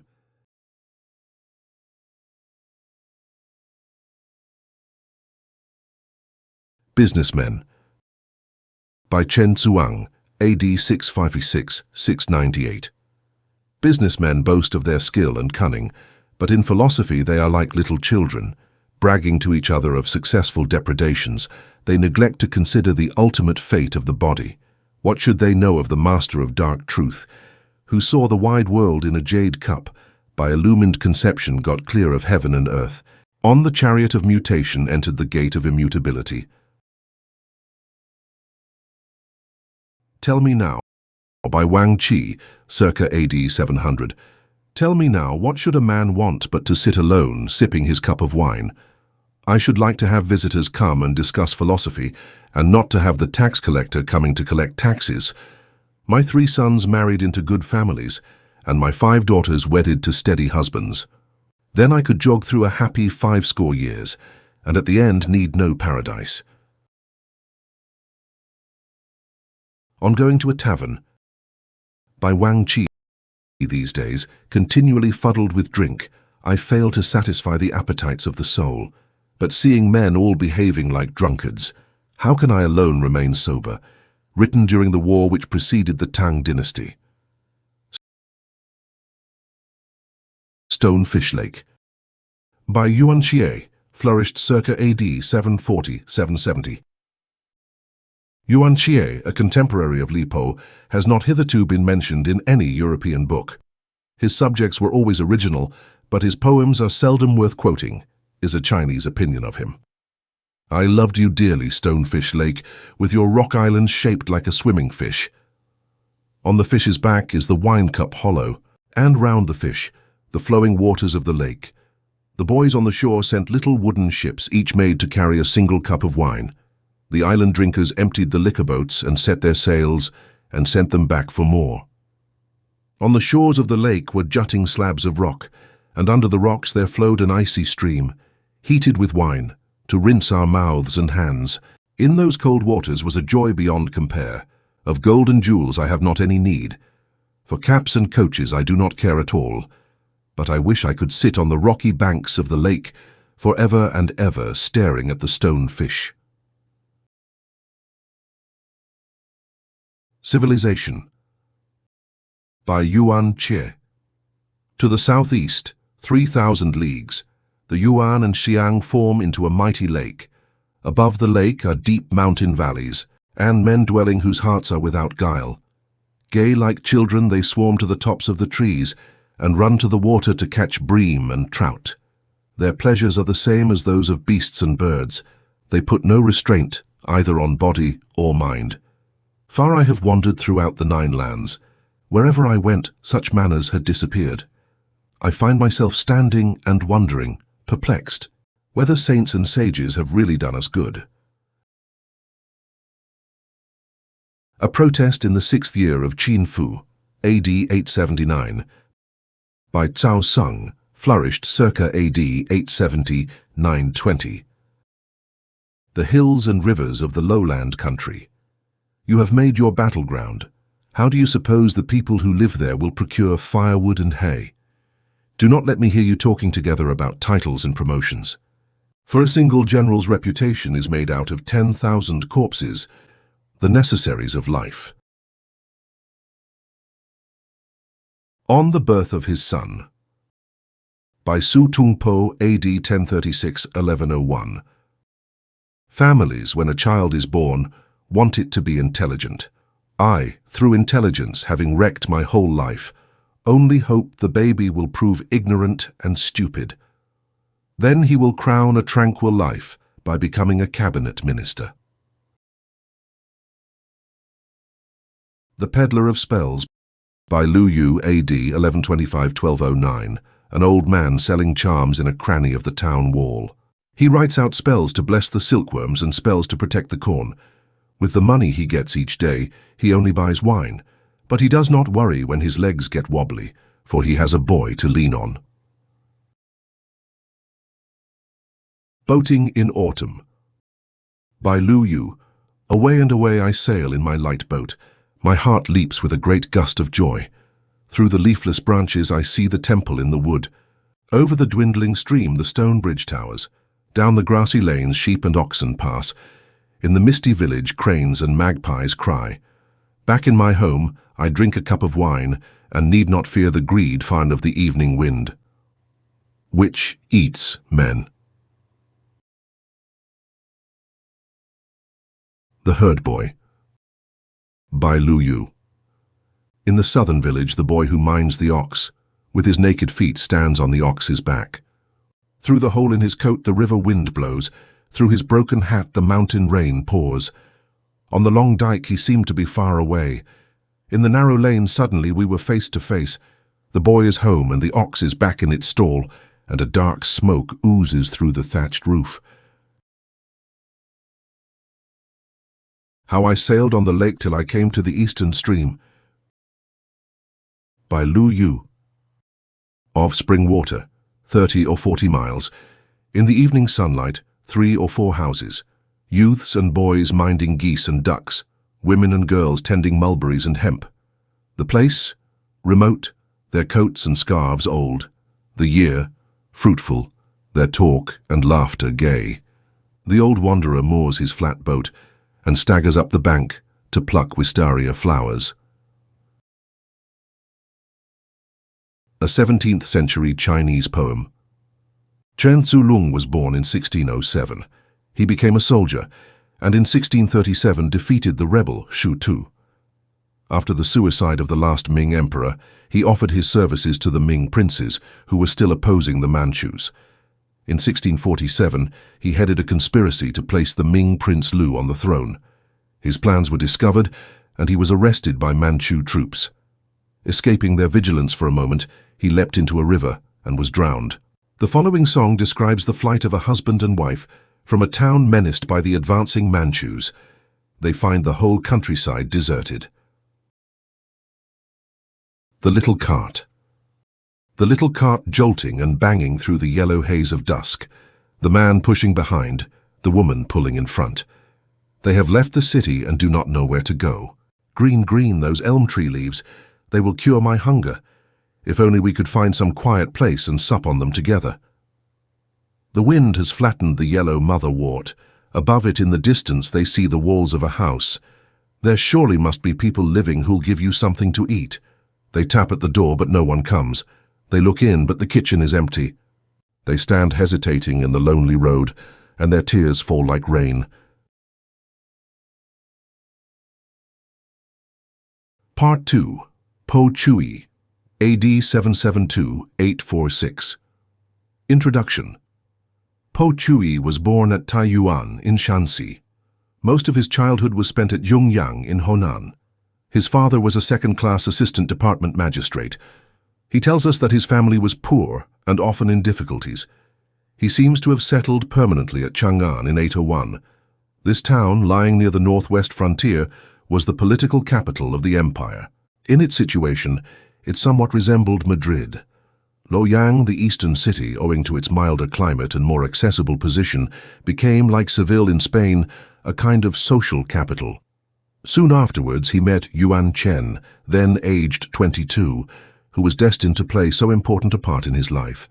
5 years later, during a temporary absence from the city, he addressed to Yuan the following poem. Since I left my home to seek official state 7 years, I have lived in Chang'an. What have I gained? Only you, Yuan. So hard it is to bind friendships fast. We have roamed on horseback under the flowering trees. We have walked in the snow and warmed our hearts with wine. We have met and parted at the western gate, and neither of us bothered to put on cap or belt. We did not go up together for examination. We were not serving in the same department of state. The bond that joined us lay deeper than outward things. The rivers of our souls spring from the same well. Of Yuan's appearance at this time, we may guess something from a picture which still survives in copy. It shows him, a youthful and elegant figure visiting his cousin Cui Yingying, who was a lady-in-waiting at court. 45. At this period of his life, Poe made friends with difficulty, not being, as he tells us, a master of such accomplishments as calligraphy, painting, chess, or gambling, which tend to bring men together in pleasurable intercourse. 2 older men, Tang Chu and Teng Fang, liked his poetry and showed him much kindness. Another, the politician Kung Tan, won his admiration on public grounds. But all 3 died soon after he got to know them. Later, he made 3 friends with whom he maintained a lifelong intimacy. The poet, Liu Yuxi, called Mengte, and the two officials, Li Qian and Cui Xuanliang. In 805, Yuan Chen was banished for provocative behavior towards a high official. The Tang history relates the episode as follows. Yuan was staying the night at the Fu Shui Inn. Just as he was preparing to go to sleep in the main hall, the court official Li Shiyuan also arrived. Yuan Chen should have offered to withdraw from the hall. He did not do so, and a scuffle ensued. Yuan, locked out of the building, took off his shoes and stole round to the back, hoping to find another way in. Liu followed with a whip and struck him across the face. The separation was a heavy blow to Po Juyi. In a poem called Climbing Alone to the Loyu Gardens, he says, "I look down on the 12 city streets. Red dust flanked by green trees. Coaches and horsemen alone fill my eyes. I do not see whom my heart longs to see. Kung Tan has died at Loyang. Yuan Chen is banished to Qingmen. Of all that walk on the north-south road, there is not one that I care for more than the rest." In 804, on the death of his father, and again in 811 on the death of his mother, he spent periods of retirement on the Wei River near Chang'an. It was during the second of these periods that he wrote the long poem, 260 lines, called Visiting the Wuchen Temple. Soon after his return to Chang'an, which took place in the winter of 814, he fell into official disfavor. In two long memorials entitled On Stopping the War, he had criticized the handling of a campaign against an unimportant tribe of Tartars, which he considered had been unduly prolonged. In a series of poems, he had satirized the rapacity of minor officials and called attention to the intolerable sufferings of the masses. His enemies soon found an opportunity of silencing him. In 814, the Prime Minister Wu Yuanheng was assassinated in broad daylight by an agent of the revolutionary leader Wu Yuanqi. Po, in a memorial to the throne, pointed out the urgency of remedying the prevailing discontent. He held at this time the post of assistant secretary to the prince's tutor. He should not have criticized the prime minister for being murdered until the official censors had spoken, for he held a palace appointment which did not carry with it the right of censorship. His opponents also raked up another charge. His mother had met her death by falling into a well while looking at flowers. Chuai had written two poems entitled In Praise of Flowers and The New Well. It was claimed that by choosing such subjects, he had infringed the laws of filial piety. He was banished to Qiuqiang, then called Xunyang, with the rank of sub-prefect. After 3 years, he was given the governorship of Chongzhou, a remote place in Sichuan. On the way up the Yangtze, he met Yuan Chen after 3 years of separation. They spent a few days together at Yichang, exploring the rock caves of the neighborhood. Chongzhou is noted for its many flowers and exotic trees, which were a constant delight to its new governor. In the winter of 819, he was recalled to the capital and became a second-class assistant secretary. About this time, Yuan Chen also returned to the city. In 821, the Emperor Mu Tsung came to the throne. His arbitrary misgovernment soon caused a fresh rising in the northwest. Chui remonstrated in a series of memorials and was again removed from the capital, this time to be governor of the important town of Hangzhou. Yuan now held a judicial post at Ningpo, and the two were occasionally able to meet. In 824, his governorship expired, and he lived, with the nominal rank of imperial tutor, at the village of Li Tao Li, near Loyang. It was here that he took into his household 2 girls, Fan Su and Man Tzu, whose singing and dancing enlivened his retreat. He also brought with him from Hangzhou a famous Indian rock and 2 cranes of the celebrated Huating breed. Other amenities of his life at this time were a recipe for making sweet wine the gift of Chen Hao Xian, a harp melody taught him by Cui Xuanliang, and a song called Autumn Thoughts, brought by the concubine of a visitor from Sichuan. In 825, he became governor of Suqiao. Here, at the age of 53, he enjoyed a kind of second youth, much more sociable than that of 30 years before. We find him endlessly picnicking and feasting. But after 2 years, illness obliged him to retire.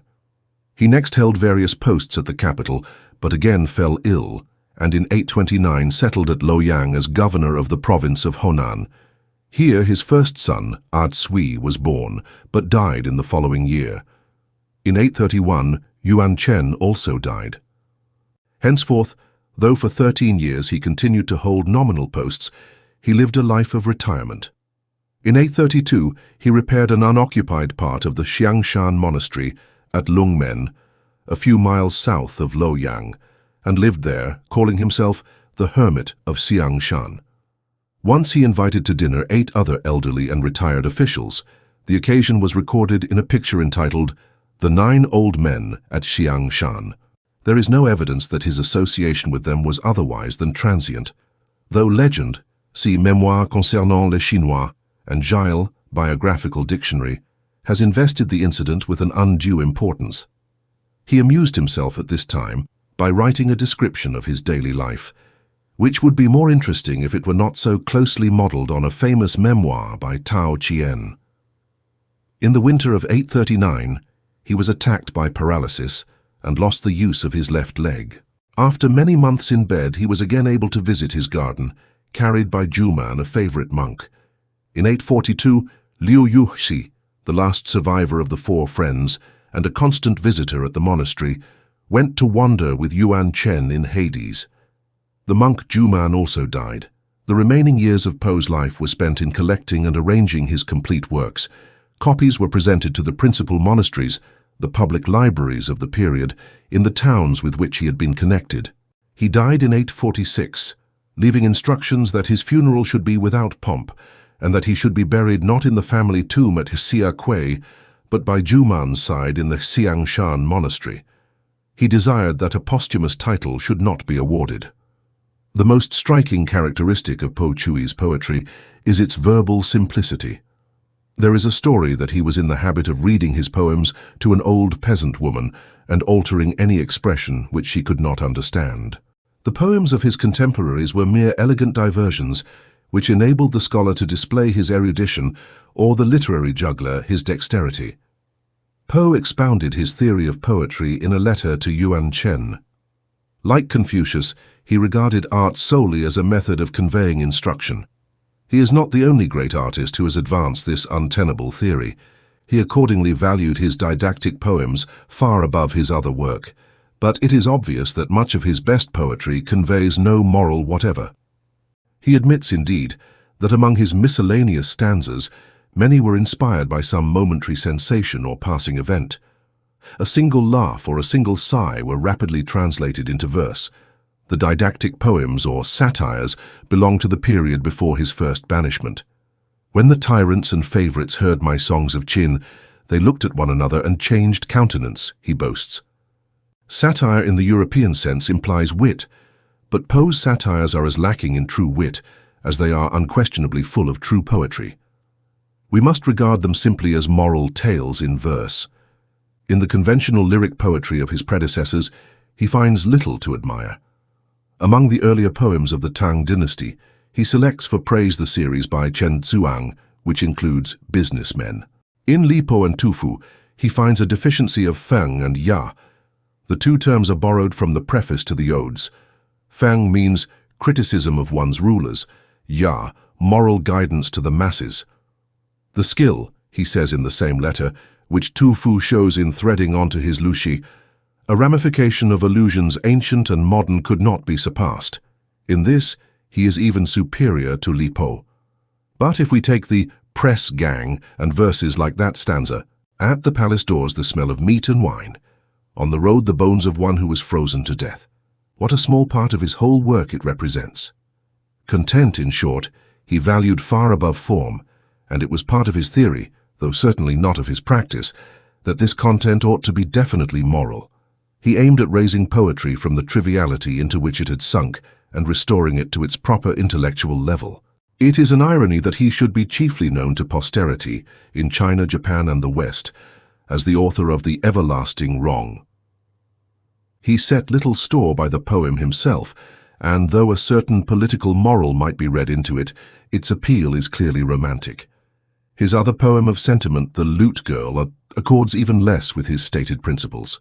With these he ranks his lushi, and it should here be noted that all the satires and long poems are in the old style of versification, while his lighter poems are in the strict modern form. With his satires, he classes his reflective poems, such as Singing in the Mountains, On Being Removed from Xunyang, Pruning Trees, etc. These are all in the old style. No poet in the world can ever have enjoyed greater contemporary popularity than Poe. His poems were on the mouths of kings, princes, concubines, ladies, ploughboys, and grooms. They were inscribed on the walls of village schools, temples, and ships' cabins. A certain Captain Cao Xiaoyu was courting a dancing girl. "You must not think I am an ordinary dancing girl," she said to him. "I can recite Master Poe's Everlasting Wrong." And she put up her price. But this popularity was confined to the long romantic poems and the Lu Xi. "The world," writes Poe to Yuan Chen, "values highest just those of my poems which I most despise. Of contemporaries, you alone have understood my satires and reflective poems.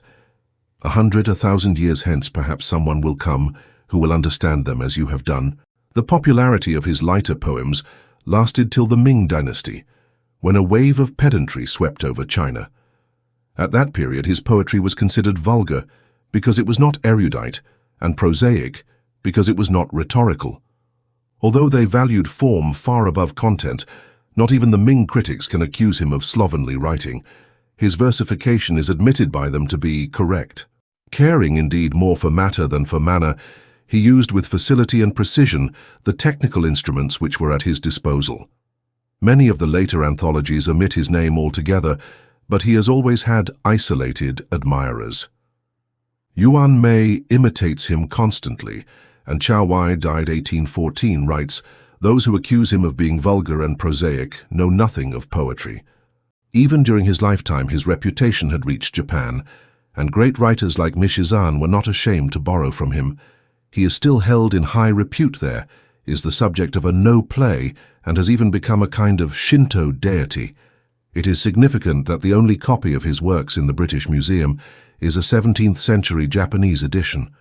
It is usual to close a biographical notice with an attempt to describe the character of one's subject, but I hold myself absolved from such a task, for the 60 poems which follow will enable the reader to perform it for himself. Yuan has told the story of this intrigue in an autobiographical fragment, of which I hope to publish a translation. Upon this fragment is founded the famous 14th century drama, The Western Pavilion. Phyllis famous for its rock sculptures, carved in the 6th and 7th centuries. Giles, Chinese Literature, Pier 169. Giles, Chinese Literature, Pier 165. An early levee, addressed to Chien, the hermit. At Chang'an, a full foot of snow, a levee at dawn to bestow congratulations on the emperor.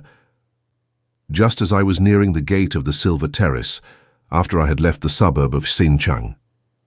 On the high causeway my horse's foot slipped. In the middle of the journey my lantern suddenly went out. 10 leagues riding, always facing to the north. The cold wind almost blew off my ears. I waited for the bell outside the 5 gates. I waited for the summons within the triple hall. My hair and beard were frozen and covered with icicles. My coat and robe, chilly like water. Suddenly, I thought of Xianyu Valley, and secretly envied Chen Chuxi, in warm bed socks dozing beneath the rugs, and not getting up till the sun has mounted the sky. Being on duty all night in the palace and dreaming of the Haxianyu temple. At the western window I paused from writing rescripts. The pines and bamboos were all buried in stillness. The moon rose and a calm wind came. Suddenly, it was like an evening in the hills.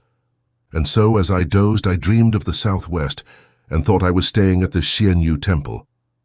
When I woke and heard the dripping of the palace clock, I still thought it the murmur of a mountain stream, where the poet used to spend his holidays. Passing Tianmen Street in Chang'an and seeing a distant view of Chengnan 50 Mountain. The snow has gone from Chungnan, spring is almost come. Lovely in the distance its blue colors against the brown of the streets. 1,000 coaches, 10,000 horsemen pass down the 9 roads. Turns his head and looks at the mountains. Not one man. Part of the great Nanshan Range, 15 miles south of Chang'an. The letter. Preface. After I parted with Yuan Chen, I suddenly dreamt one night that I saw him. When I awoke, I found that a letter from him had just arrived, and enclosed in it, a poem on the Polovnia flower. We talked together in the Yungshou temple. We parted to the north of the Xinjiang dike. Going home, I shed a few tears, grieving about things. Not sorry for you. Long the road to Lantien. You said yourself you would not be able to write. Reckoning up your halts for eating and sleeping. By this time you've crossed the Shang Mountains. Last night the clouds scattered away. 1,000 leagues, the same moonlight scene. When dawn came, I dreamt I saw your face. It must have been that you were thinking of me. In my dream I thought I held your hand and asked you to tell me what your thoughts were, and you said, I miss you bitterly, but there's no one here to send to you with a letter. When I awoke, before I had time to speak, a knocking on the door sounded, dung dung. They came and told me a messenger from Shangqiu had brought a letter, a single scroll from you. Up from my pillow I suddenly sprang out of bed and threw you my clothes all topsy-turvy. I undid the knot and saw the letter within, a single sheet with 13 lines of writing.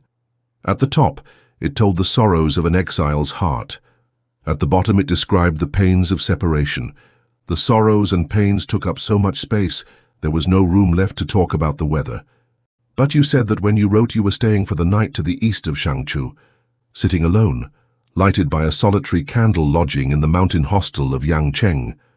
Night was late when you finished writing. The mountain moon was slanting towards the west. What is it lies aslant across the moon? A single tree of purple Polovnia flowers just on the point of falling, are a symbol to express thinking of an absent friend. Lovingly, you wrote on the backside, to send in the letter, your poem of the Polovnia flower.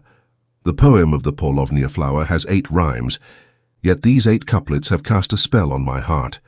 They have taken hold of this morning's thoughts, and carried them to yours the night you wrote your letter. The whole poem I read 3 times, each verse 10 times I recite. So precious to me are the 80 words that each letter changes into a bar of gold. Rejoicing at the arrival of Chen Xiong. Circa AD 812.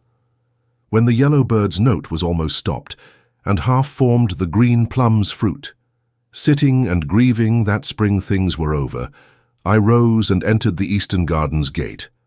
I carried my cup and was dully drinking alone. Suddenly I heard a knocking sound at the door. Dwelling secluded, I was glad that someone had come. How much the more when I saw it was Chen Xiong, at ease and leisure. All day we talked, crowding and jostling, the feelings of many years. How great a thing is a single cup of wine, for it makes us tell the story of our whole lives.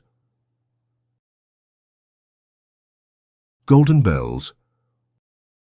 When I was almost 40, I had a daughter whose name was Golden Bells. Now it is just a year since she was born. She is learning to sit and cannot yet talk. Ashamed to find that I have not a sage's heart, I cannot resist vulgar thoughts and feelings. Henceforward I am tied to things outside myself, my only reward, the pleasure I am getting now. If I am spared the grief of her dying young, then I shall have the trouble of getting her married. My plan for retiring and going back to the hills must now be postponed for 15 years. Remembering Golden Bells, ruined and ill, a man of 20, pretty and guileless, a girl of 3, not a boy, but still better than nothing, to soothe one's feeling, from time to time a kiss. There came a day they suddenly took her from me. Her soul's shadow wandered I know not where, and when I remember how just at the time she died, she lisped strange sounds, beginning to learn to talk, then I know that the ties of flesh and blood only bind us to a load of grief and sorrow. At last, by thinking of the time before she was born, by thought and reason I drove the pain away. Since my heart forgot her, many days have passed and 3 times winter has changed to spring. This morning, for a little, the old grief came back, because in the road I met her foster nurse. Illness. Sad, sad, lean with long illness, monotonous. Days and nights pass. The summer trees have clad themselves in shade. The autumn lan already houses the dew. The eggs that lay in the nest when I took to bed have changed into little birds and flown away. The worm that then lay hidden in its hole has hatched into a cricket sitting on the tree. The 4 seasons go on for ever and ever. In all nature, nothing stops to rest, even for a moment. Only the sick man's heart deep down still aches as of old. The Epidendrum. The Dragon of the Black Pool. A satire.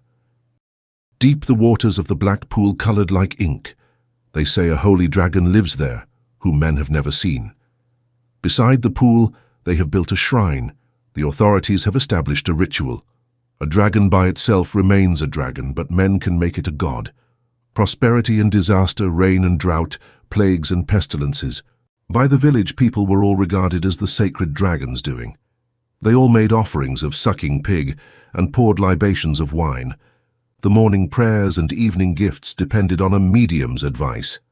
When the dragon comes, the wind stirs and sighs, paper money thrown, silk umbrellas waved.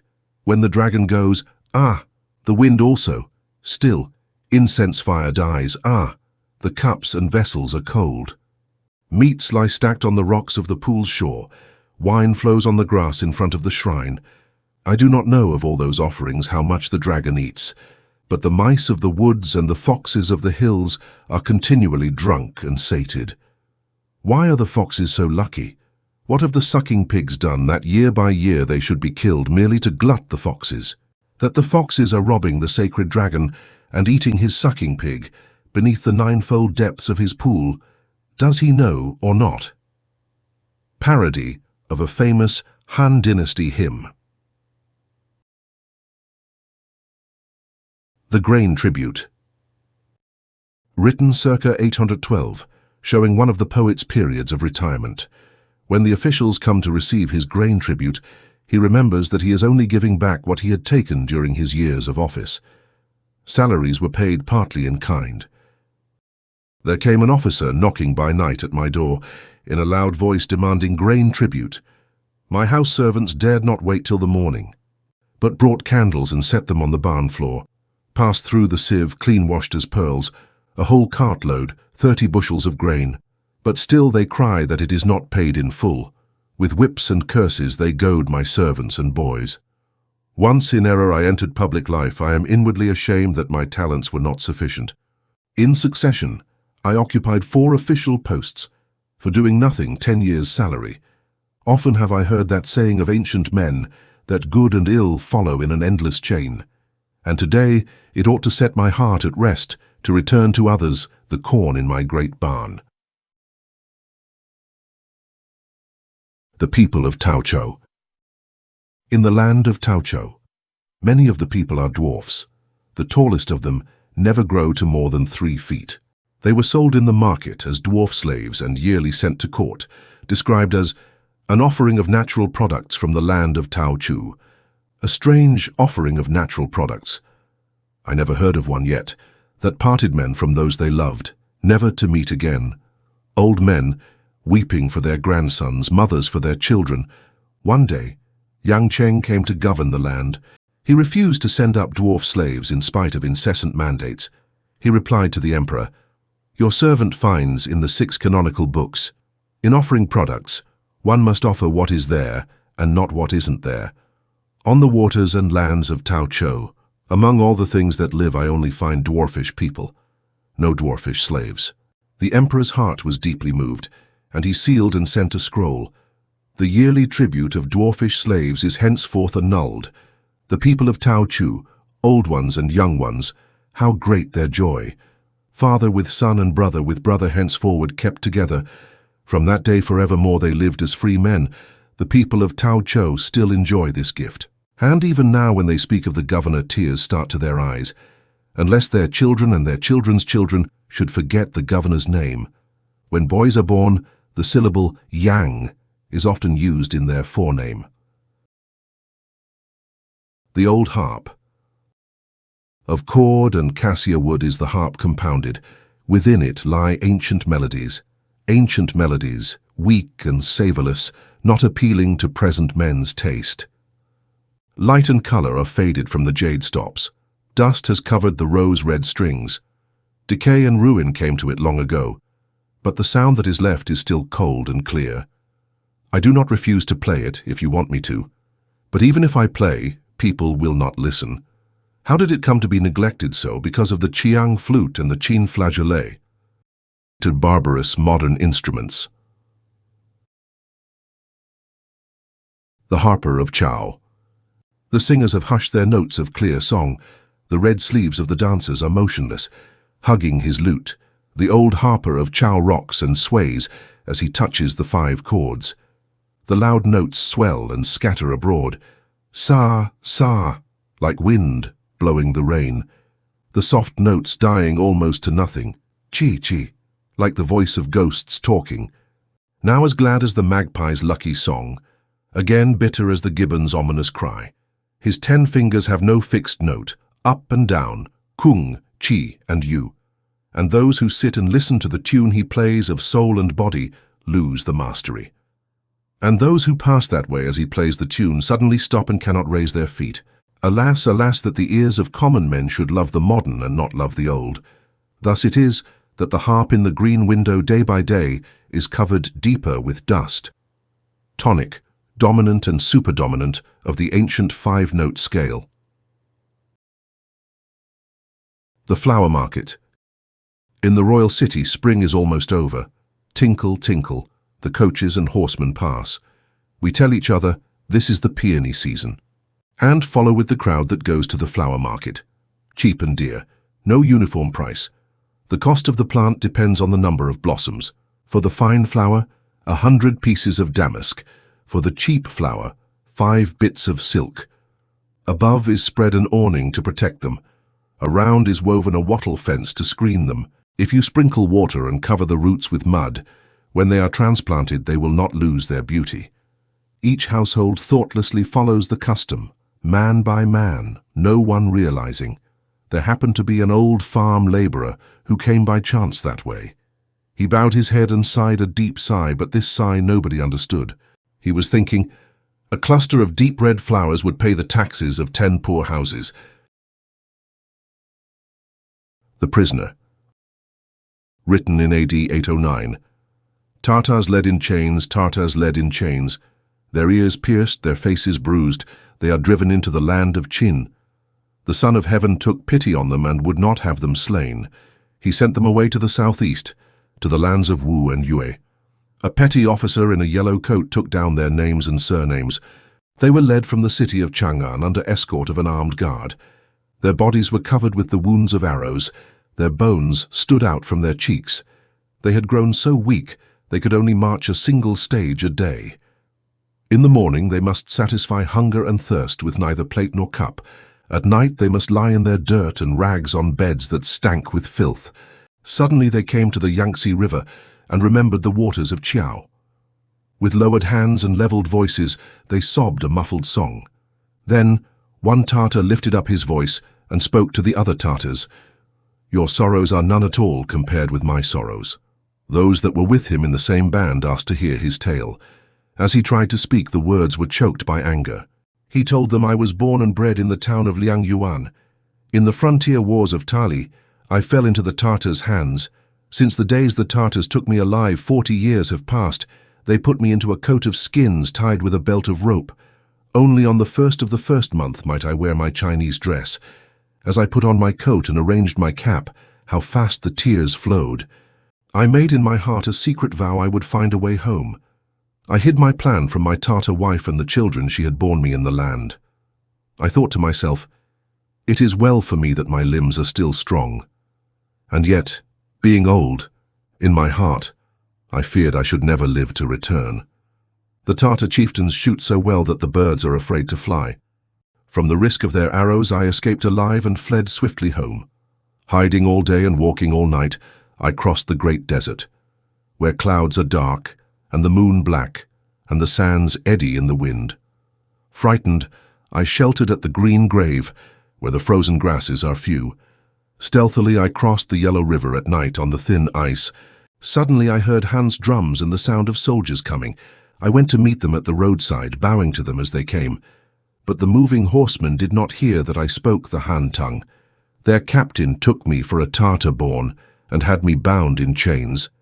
They are sending me away to the southeast to a low and swampy land. No one now will take pity on me. Resistance is all in vain. Thinking of this, my voice chokes, and I ask of heaven above, was I spared from death only to spend the rest of my years in sorrow? My native village of Liangyuan I shall not see again.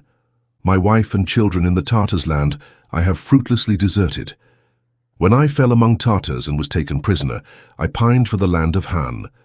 Now that I am back in the land of Han, they have turned me into a Tartar. Had I but known what my fate would be, I would not have started home. For the two lands, so wide apart, are alike in the sorrow they bring. Tartar, prisoners in chains. Of all the sorrows of all the prisoners, mine is the hardest to bear. Never in the world has so great a wrong befallen the lot of man.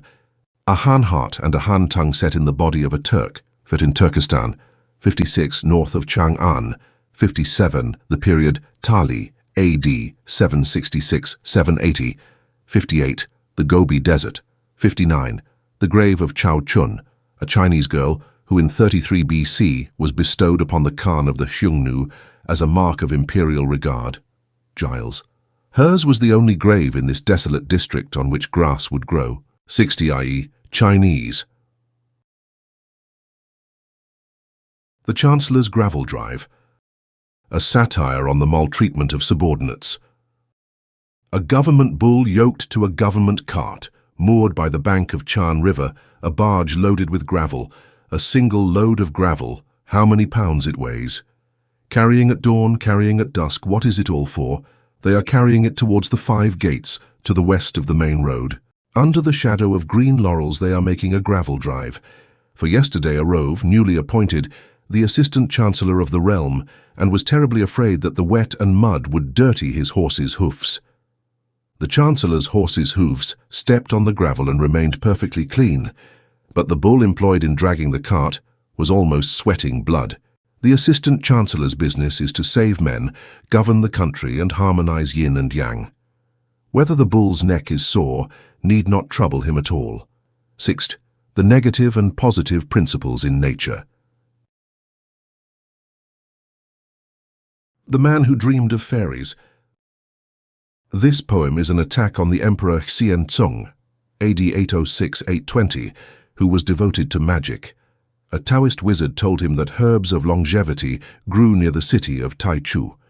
The emperor at once appointed him prefect of the place, pour lui permettre d'herboriser plus à son aise. Vigueur, texte de Thuy, 1723.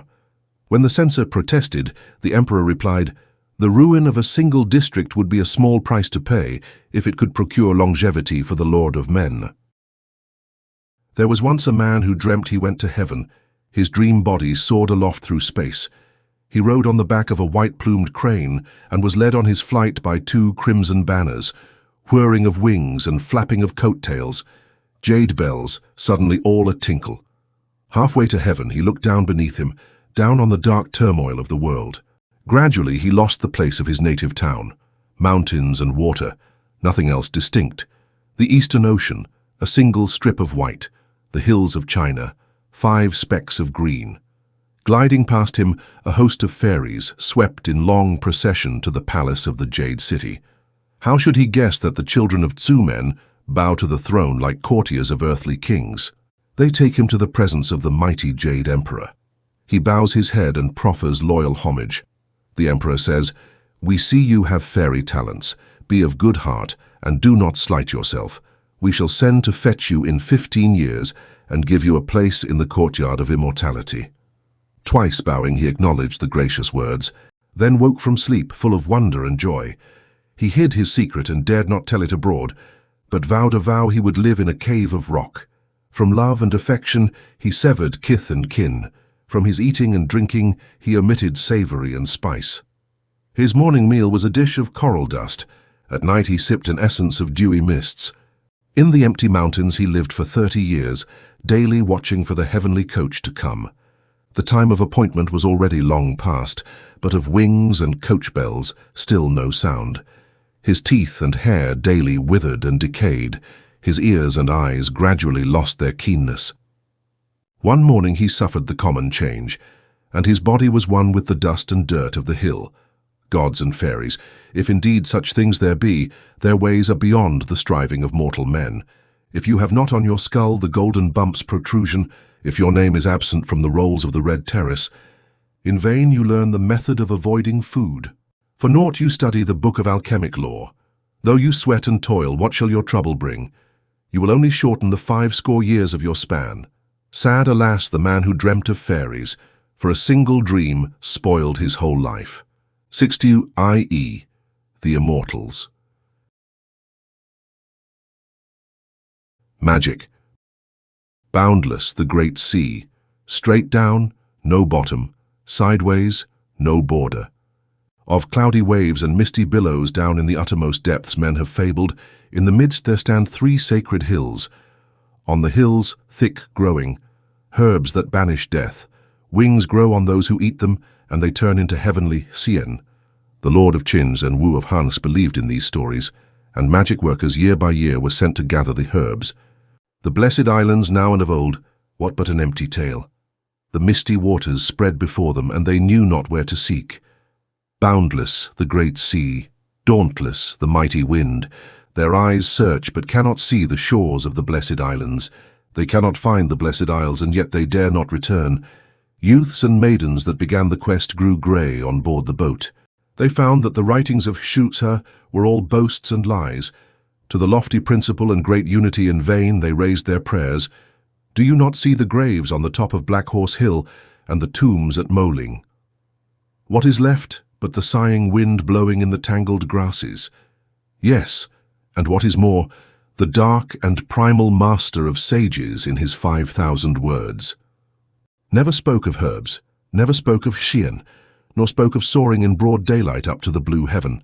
The first emperor, 259-210 BC, Pro Wuti, 156-87 BC, d5, Hasu Shi, Giles, 1276, 66, the burial places of these 2 emperors, 7 Ibidi, 68, Lao Tzu, in the Tao Te Ching. The 2 Red Towers, a satire against clericalism.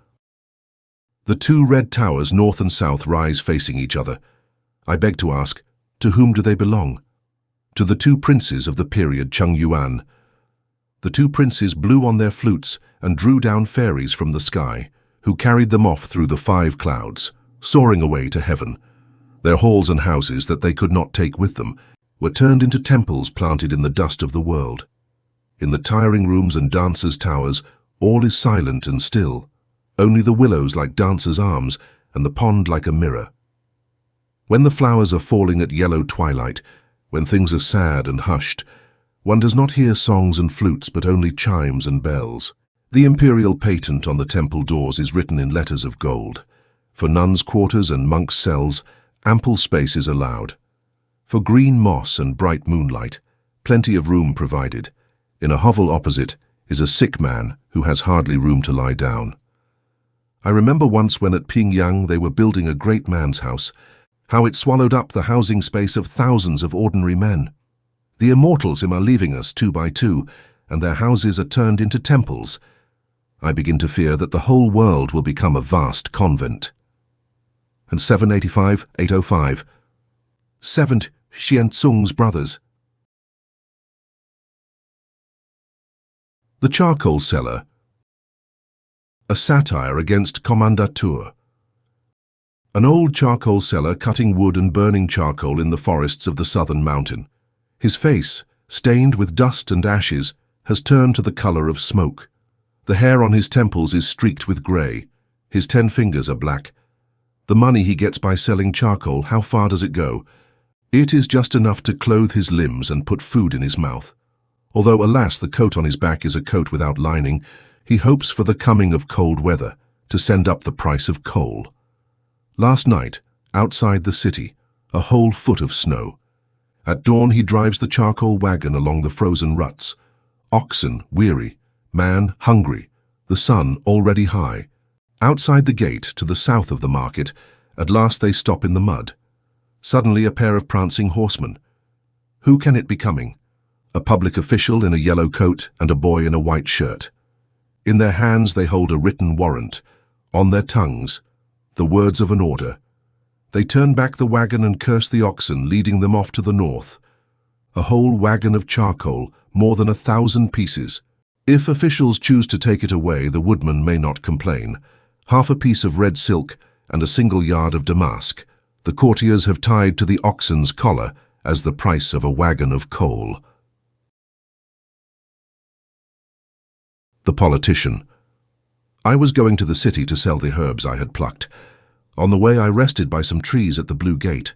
Along the road there came a horseman riding, whose face was pale with a strange look of dread. Friends and relations waiting to say goodbye pressed at his side, but he did not dare to pause.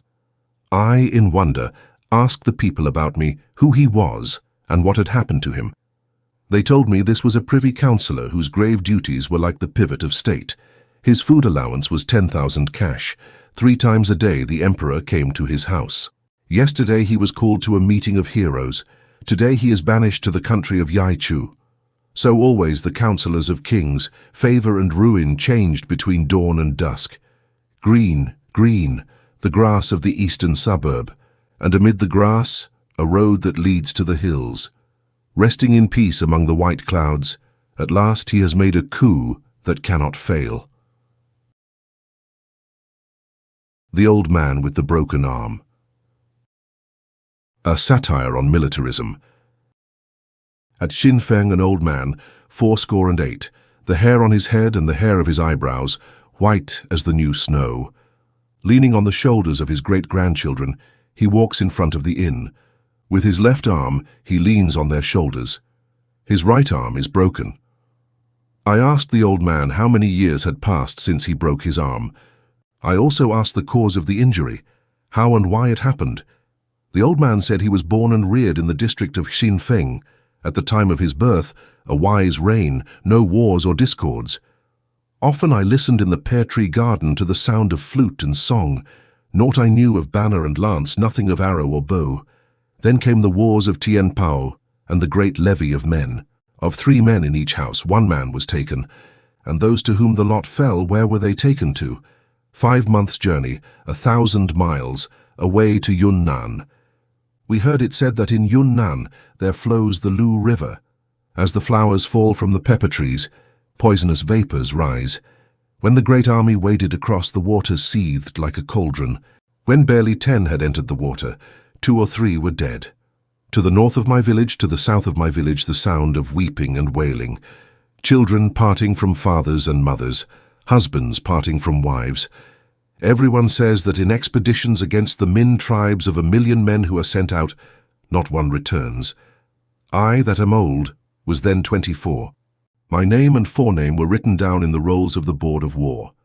In the depth of the night, not daring to let anyone know, I secretly took a huge stone and dashed it against my arm. For drawing the bow and waving the banner now wholly unfit. I knew henceforward I should not be sent to fight in Yunnan. Bones broken and sinews wounded could not fail to hurt. I was ready enough to bear pain if only I got back home. My arm, broken ever since. It was 60 years ago. 1 limb, although destroyed, whole body safe. But even now on winter nights, when the wind and rain blow from evening on till day's dawn, I cannot sleep for pain. Not sleeping for pain is a small thing to bear, compared with the joy of being alive when all the rest are dead. For otherwise, years ago, at the ford of Lu River, my body would have died, and my soul hovered by the bones that no one gathered. A ghost, I'd have wandered in Yunnan, always looking for home, over the graves of 10,000 soldiers, mournfully hovering. So the old man spoke, and I bid you listen to his words. Have you not heard that the Prime Minister of Kuai Yuan Fu Sung Kai Fu did not reward frontier exploits, lest a spirit of aggression should prevail? And have you not heard that the Prime Minister of Tianpao, Yang Kuo-chung, desiring to win imperial favor, started a frontier war? But long before he could win the war, people had lost their temper. Ask the man with the broken arm in the village of Xinfeng. AD 742-755, 72-713-742, 73. cousin of the notorious mistress of Ming Huang, Yang Kuei-fei. Kept waiting in the boat at Chiu-Kou 10 days by an adverse wind. White billows and huge waves block the river crossing. Wherever I go, danger and difficulty. Whatever I do, failure. Just as in my worldly career, I wander and lose the road. So when I come to the river crossing, I am stopped by contrary winds. Of fishes and prawns sodden in the rain, the smell fills my nostrils. With the stings of insects that come with the fog, my whole body is sore. I am growing old, time flies, and my short span runs out, while I sit in a boat at Chiu-Kou wasting 10 days. On board ship, reading Yuan Chen's poems. I take your poems in my hand and read them beside the candle. The poems are finished. The candle is low, dawn not yet come. With sore eyes by the guttering candle still, I sit in the dark, listening to waves that, driven by the wind, strike the prow of the ship. Arriving at Sunyang. 2 poems. 1. A bend of the river brings into view 2 triumphal arches. That is the gate in the western wall of the suburbs of Sunyang. I have still to travel in my solitary boat 3 or 4 leagues, by misty waters and rainy sands, while the yellow dusk thickens. 2. We are almost come to Sunyang. How my thoughts are stirred as we pass to the south of Yuliang's Tower and the east of Port. The forest trees are leafless and withered after the mountain rain. The roofs of the houses are hidden low among the river mists. The horses, fed on water grass, are too weak to carry their load. The cottage walls of wattle and thatch let the wind blow on one's bed. In the distance I see red-wheeled coaches driving from the town gate. They have taken the trouble, these civil people, to meet their new prefect. Died A.D. 340, Giles 2526. Madly singing in the mountains. There is no one among men that has not a special failing, and my failing consists in writing verses. I have broken away from the 1,000 ties of life, but this infirmity still remains behind. Each time that I look at a fine landscape, each time that I meet a loved friend, I raise my voice and recite a stanza of poetry, and am glad as though a god had crossed my path. Ever since the day I was banished to Sunyang, half my time I have lived among the hills, and often, when I have finished a new poem, alone I climb the road to the eastern rock. I lean my body on the banks of white stone. I pull down with my hands a green cassia branch. My mad singing startles the valleys and hills. The apes and birds all come to peep. Fearing to become a laughing-stock to the world, I choose a place that is unfrequented by men. Releasing a migrant, Yen, wild goose. At 9 rivers Chaos in the 10th year, was in winter, heavy snow, the river water covered with ice and the forests broken with their load. The birds of the air, hungry and cold, went flying east and west, and with them flew a migrant yen, loudly clamoring for food. Among the snow it pecked for grass, and rested on the surface of the ice. It tried with its wings to scale the sky, but its tired flight was slow. The boys of the river spread a net and caught the bird as it flew. They took it in their hands to the city market and sold it there alive. I that was once a man of the north am now an exile here.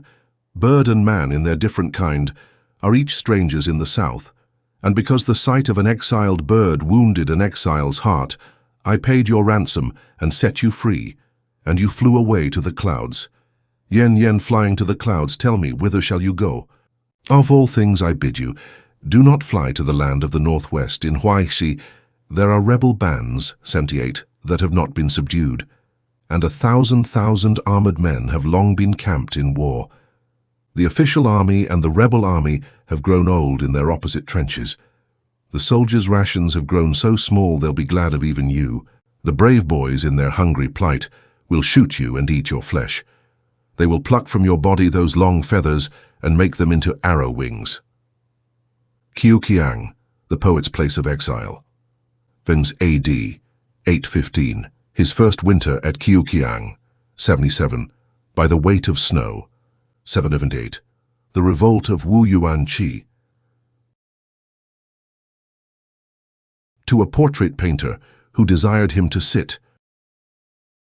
You so bravely splashing reds and blues, just when I am getting wrinkled and old, why should you waste the moments of inspiration tracing the withered limbs of a sick man? Tall, tall is the palace of Qilin. But my deeds have not been frescoed on its walls. Minutely limned on a foot of painting silk, what can I do with a portrait such as that? There's one of the record offices of the Tang dynasty, where meritorious deeds were illustrated on the walls. Separation. Yesterday I heard that such a one was gone. This morning they tell me that so-and-so is dead. Of friends and acquaintances more than 2/3 have suffered change and passed to the land of ghosts.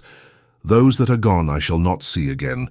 They, alas, are forever finished and done. Those that are left, where are they now? They are all scattered, 1,000 miles away. Those I have known and loved through all my life on the fingers of my hand, how many do I count? Only the prefects of Tung, Kuo and Li and Feng province, just those 4. Longing for each other, we are all grown grey. Through the fleeting world rolled like a wave in the stream. Alas that the feasts and frolics of old days have withered and vanished, bringing us to this. When shall we meet and drink a cup of wine and laughing gaze into each other's eyes? Guo Yuan Chen, D. 831, Cui Xuan Liang, D. 833, Liu Yuxi, D. 842, and Li Qian, D. 821. Having climbed to the topmost peak of the incense burner mountain. Up and up the incense burner peak. In my heart is stored what my eyes and ears perceived. All the year, detained by official business. Today, at last, I got a chance to go. Grasping the creepers, I clung to dangerous rocks, my hands and feet weary with groping for hold.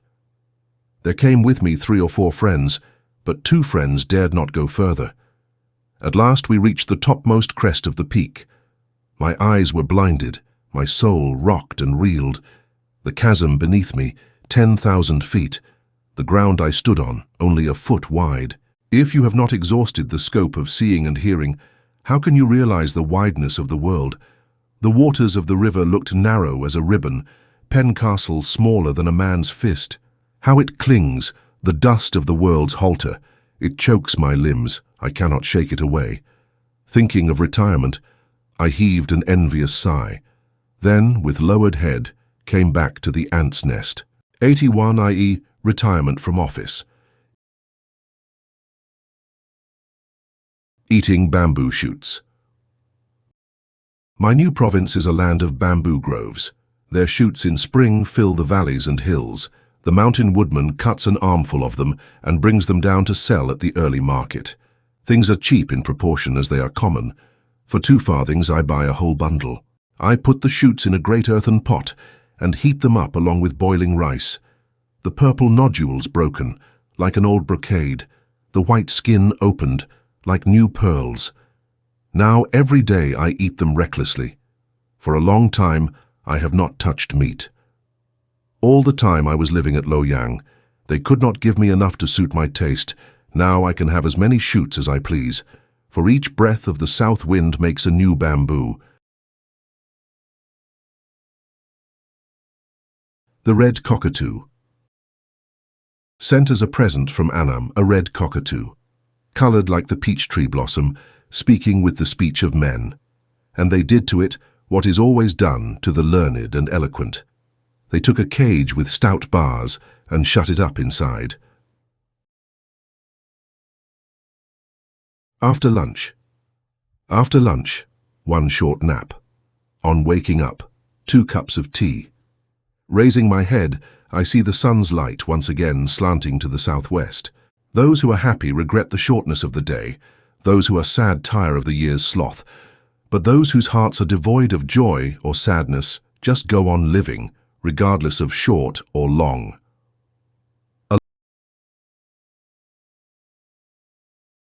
Alarm at first entering the Yangtze Gorges. Written in 818 when he was being towed up the rapids to Chengzhou. Above a mountain 10,000 feet high, below a river 1,000 fathoms deep. A strip of green walled by cliffs of stone, wide enough for the passage of a single reed. At Chutang a straight cleft yawns, at Yenyu Islands block the stream. Long before night the walls are black with dusk, without wind, white waves rise. The big rocks are like a flat sword. The little rocks resemble ivory tusks. We are stuck fast and cannot move a step. How much the less 300 miles. Frail and slender, the twisted bamboo rope, weak, the dangerous hold of the tower's feet, a single slip, the whole convoy lost, and my life hangs on this thread. I have heard a saying, "He that has an upright heart shall walk scathless through the lands of Man and Mo." How can I believe that since the world began in every shipwreck, none have drowned but rogues? And how can I, born in evil days, and fresh from failure, ask a kindness of fate? Often I fear that these untalented limbs will be laid at last in an unnamed grave. Heimsi Odes v. 7. A3. The distance to Changzhou. 84. Dangerous savages. 85. Of civil war. 86. Alluding to his renewed banishment. On being removed from Hasunyang and sent to Chungzhou, a remote place in the mountains of Pa Sichuan. Before this, when I was stationed at Shenyang, already I regretted the fewness of friends and guests. Suddenly, bearing a stricken heart, I left the gates with nothing to comfort me.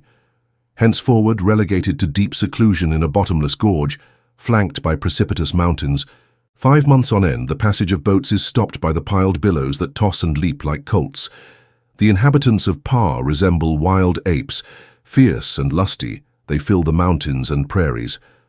Among such as these I cannot hope for friends, and am pleased with anyone who is even remotely human. Planting flowers on the eastern embankment. Written when governor of Chongzhou. I took money and bought flowering trees, and planted them out on the bank to the east of the keep. I simply bought whatever had most blooms, not caring whether peach, apricot, or plum. 100 fruits, all mixed up together, 1,000 branches, flowering in due rotation.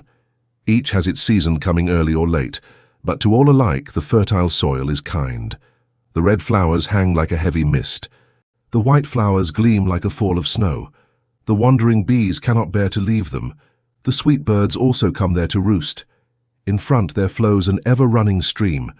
Beneath there is built a little flat terrace. Sometimes I sweep the flagstones of the terrace. Sometimes in the wind I raise my cup and drink.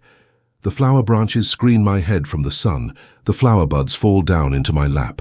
Alone drinking, alone singing my songs, I do not notice that the moon is level with the steps. The people of Pa do not care for flowers. All the spring no one has come to look. But their governor-general, alone with his cup of wine, sits till evening, and will not move from the place. Children. Written circa 820. My niece, who is 6 years old, is called Miss Tortoise, my daughter of 3, little summer dress. One is beginning to learn to joke and talk. The other can already recite poems and songs. At morning they play clinging about my feet. At night they sleep pillowed against my dress. Why, children, did you reach the world so late, coming to me just when my years are spent? Young things draw our feelings to them. Old people easily give their hearts. The sweetest vintage at last turns sour. The full moon in the end begins to wane. And so with men the bonds of love and affection soon may change to a load of sorrow and care. But all the world is bound by love's ties. Why did I think that I alone should escape? Pruning trees. Trees growing right in front of my window. The trees are high and the leaves grow thick. Sad, alas, the distant mountain view obscured by this dimly shows between. One morning I took knife and axe. With my own hand I lopped the branches off. 10,000 leaves fall about my head. 1,000 hills came before my eyes. Suddenly, as when clouds or mists break and straight through, the blue sky appears. Again, like the face of a friend one has loved, seen at last after an age of parting. First there came a gentle wind blowing. One by one the birds flew back to the tree. To ease my mind I gazed to the southeast. As my eyes wandered, my thoughts went far away. Of men there is none that has not some preference. Of things there is none but mixes good with ill.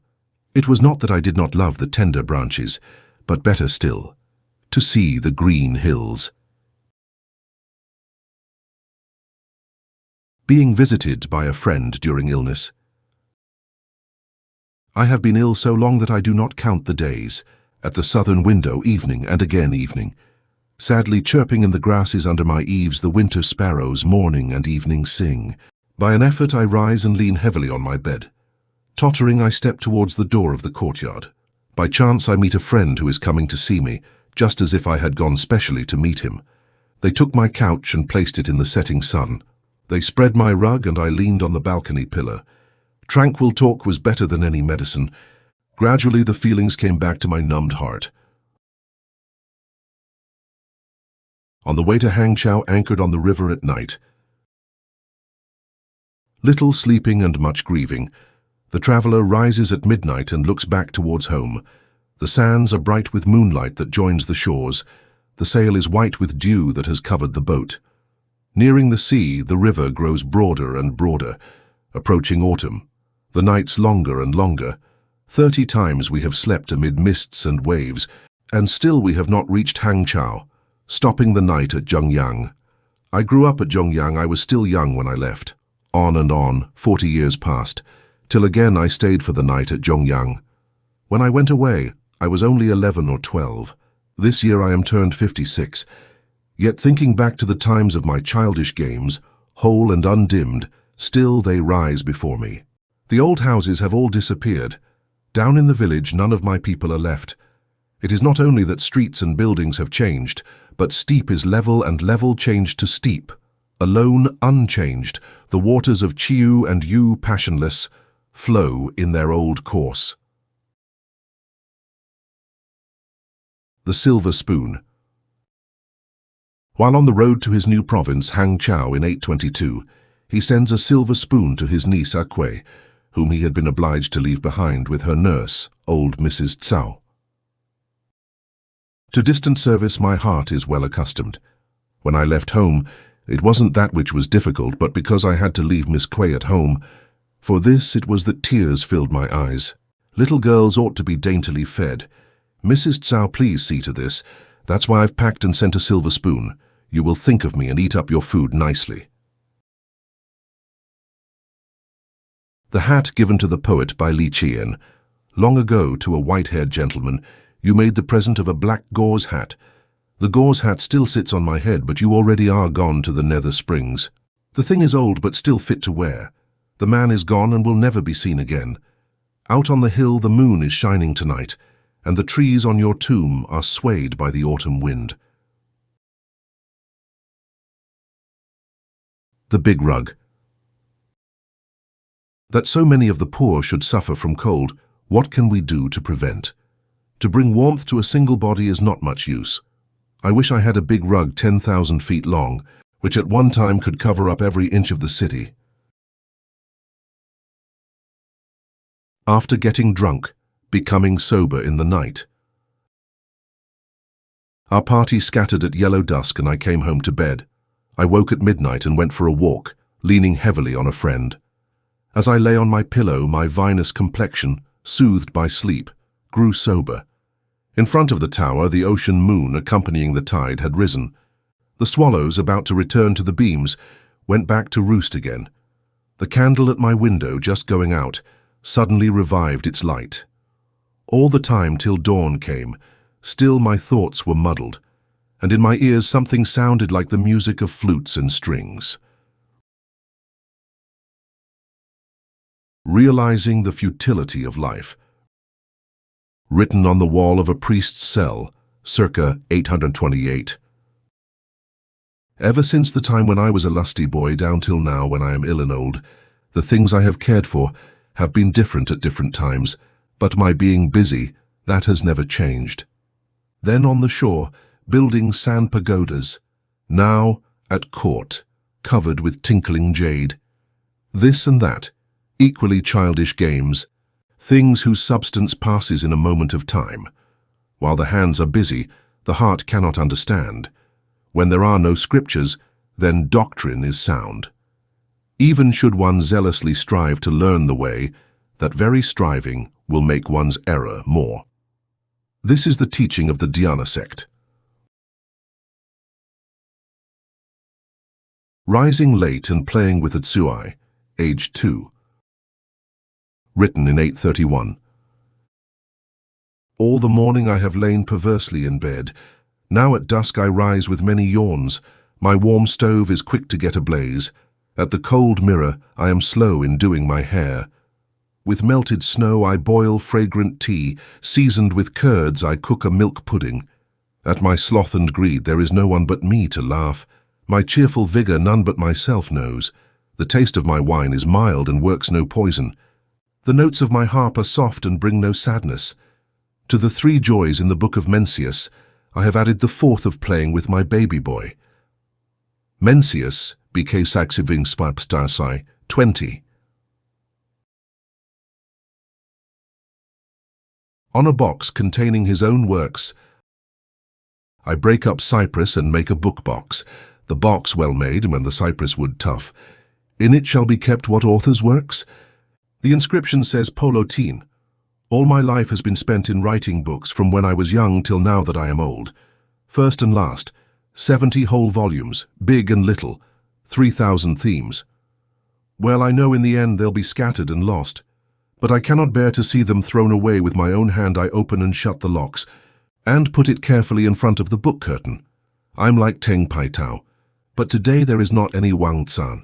All I can do is to divide them among my daughters, to be left by them to give to my grandchildren, i.e., separate poems, essays, etc. Knight, who was obliged to abandon his only child on the roadside. Mate, who rescued a foundling. On being 60. Addressed to Liu Mengte, who had asked for a poem. He was the same age as Po Juyi. Between 30 and 40, one is distracted by the 5 lusts. Between 70 and 80, one is a prey to 100 diseases. But from 50 to 61 is free from all ills. Calm and still, the heart enjoys rest. I have put behind me love and greed. I have done with profit and fame. I am still short of illness and decay and far from decrepit age. Strength of limb I still possess to seek the rivers and hills. Still my heart has spirit enough to listen to flutes and strings. At leisure, I open new wine and taste several cups. Drunken I recall old poems and sing a whole volume. Mengte has asked for a poem, and herewith I exhort him not to complain of 60, the time of obedient ears. But Confucius said that it was not till 60 that his ears obeyed him. This age was therefore called the time of obedient ears. Climbing the terrace of Kuan Yin and looking at the city. Hundreds of houses, thousands of houses, like a chessboard. The 12 streets like a field planted with rows of cabbage. In the distance perceptible dim, the fire of approaching dawn, and a single row of stars lying to the west of the 5 gates. Climbing the Lingying terrace and looking north. Mounting on high, I begin to realize the smallness of man's domain. Gazing into distance, I begin to know the vanity of the carnal world. I turn my head and hurry home, back to the court and market, a single grain of rice falling into the great barn. Going to the mountains with a little dancing girl aged 15. Written when the poet was about 65. 2 top knots not yet plaited into one, of 30 years, just beyond half. You who are really a lady of silks and satins are now become my hill and stream companion. At the spring fountains together we splash and play. On the lovely trees together we climb and sport. Her cheeks grow rosy as she quickens her sleeve dancing. Her brows grow sad as she slows her song's tune. Don't go singing the song of the willow branches, when there's no one here with a heart for you to break. A plaintive love song to which Po Juyi had himself written words. Dreaming of Yuan Chen. This was written 8 years after Yuan Chen's death, when Bai Juyi was 68. At night you came and took my hand, and we wandered together in my dream. When I woke in the morning, there was no one to stop the tears that fell on my handkerchief. On the banks of the Chang, my aged body 3 times has passed through sickness. At Xianyang, to the grasses on your grave 8 times has autumn come. You lie buried beneath the springs, and your bones are mingled with the clay. I, lodging in the world of men, my hair white as snow. Awei and Han Lang both followed in their turn. Among the shadows of the terrace of night, did you know them or not? Since you died. 95. Near Chang'an, modern Xinganfu. 6 affectionate names of Li Qian and Cui Xuanliang. A dream of mountaineering, written when he was over 70. At night, in my dream, I stoutly climbed a mountain, going out alone with my staff of Hollywood, 1,000 crags, 100 valleys. In my dream journey none were unexplored, and all the while my feet never grew tired, and my step was as strong as in my young days. Can it be that when the mind travels backward, the body also returns to its old state? And can it be, as between body and soul, that the body may languish while the soul is still strong? Soul and body, both are vanities, dreaming and waking, both alike unreal. In the day my feet are palsied and tottering. In the night my steps go striding over the hills. As day and night are divided in equal parts, between the two I get as much as I lose. Ease. Congratulating himself on the comforts of his life after his retirement from office. Written circa 844. Lined coat, warm cap, and easy felt slippers. In the little tower, at the low window, sitting over the sunken brazier. Body at rest, heart at peace, no need to rise early. I wonder if the courtiers at the Western capital know of these things or not. On hearing someone sing a poem by Yuan Chen, written long after Chen's death. No new poems his brush will trace, even his fame is dead. His old poems are deep in dust at the bottom of boxes and cupboards. Once lately, when someone was singing, suddenly I heard a verse. Before I had time to catch the words, a pain had stabbed my heart. The philosophers. Lao Tzu. Those who speak know nothing, those who know are silent. These words, as I am told, were spoken by Lao Tzu. If we are to believe that Lao Tzu was himself one who knew, how comes it that he wrote a book of 5,000 words? Chuang Tzu, the monist. Chuang Tzu levels all things, and reduces them to the same monad. But I say that even in their sameness difference may be found. Although in following the promptings of their nature, they display the same tendency, yet it seems to me that in some ways a phonics is superior to a reptile. Taoism and Buddhism, written shortly before his death. A traveller came from across the seas telling of strange sights. In a deep fold of the sea hills I saw a terrace and tower. In the midst there stood a fairy temple, with one niche empty. They all told me this was waiting for Lo Tian to come. Traveller, I have studied the empty gate. I am no disciple of fairies. The story you have just told is nothing but an idle tale. The hills of ocean shall never be Lo Tian's home. When I leave the earth it will be to go to the heaven of bliss fulfilled. 97. Buddhism. The poem is quite frivolous, as is shown by his claim to bodhisattvahood. 98. The Tushita heaven, where bodhisattvas wait till it is time for them to appear on earth as Buddhas. Last poem. They have put my bed beside the unpainted screen. They have shifted my stove in front of the blue curtain. I listen to my grandchildren reading me a book. I watch the servants heating up my soup. With rapid pencil, I answer the poems of friends. I feel in my pockets and pull out medicine money. When this superintendence of trifling affairs is done, I lie back on my pillows and sleep with my face to the south. Thanks for watching. Please like the video and subscribe to the channel for more excellent content.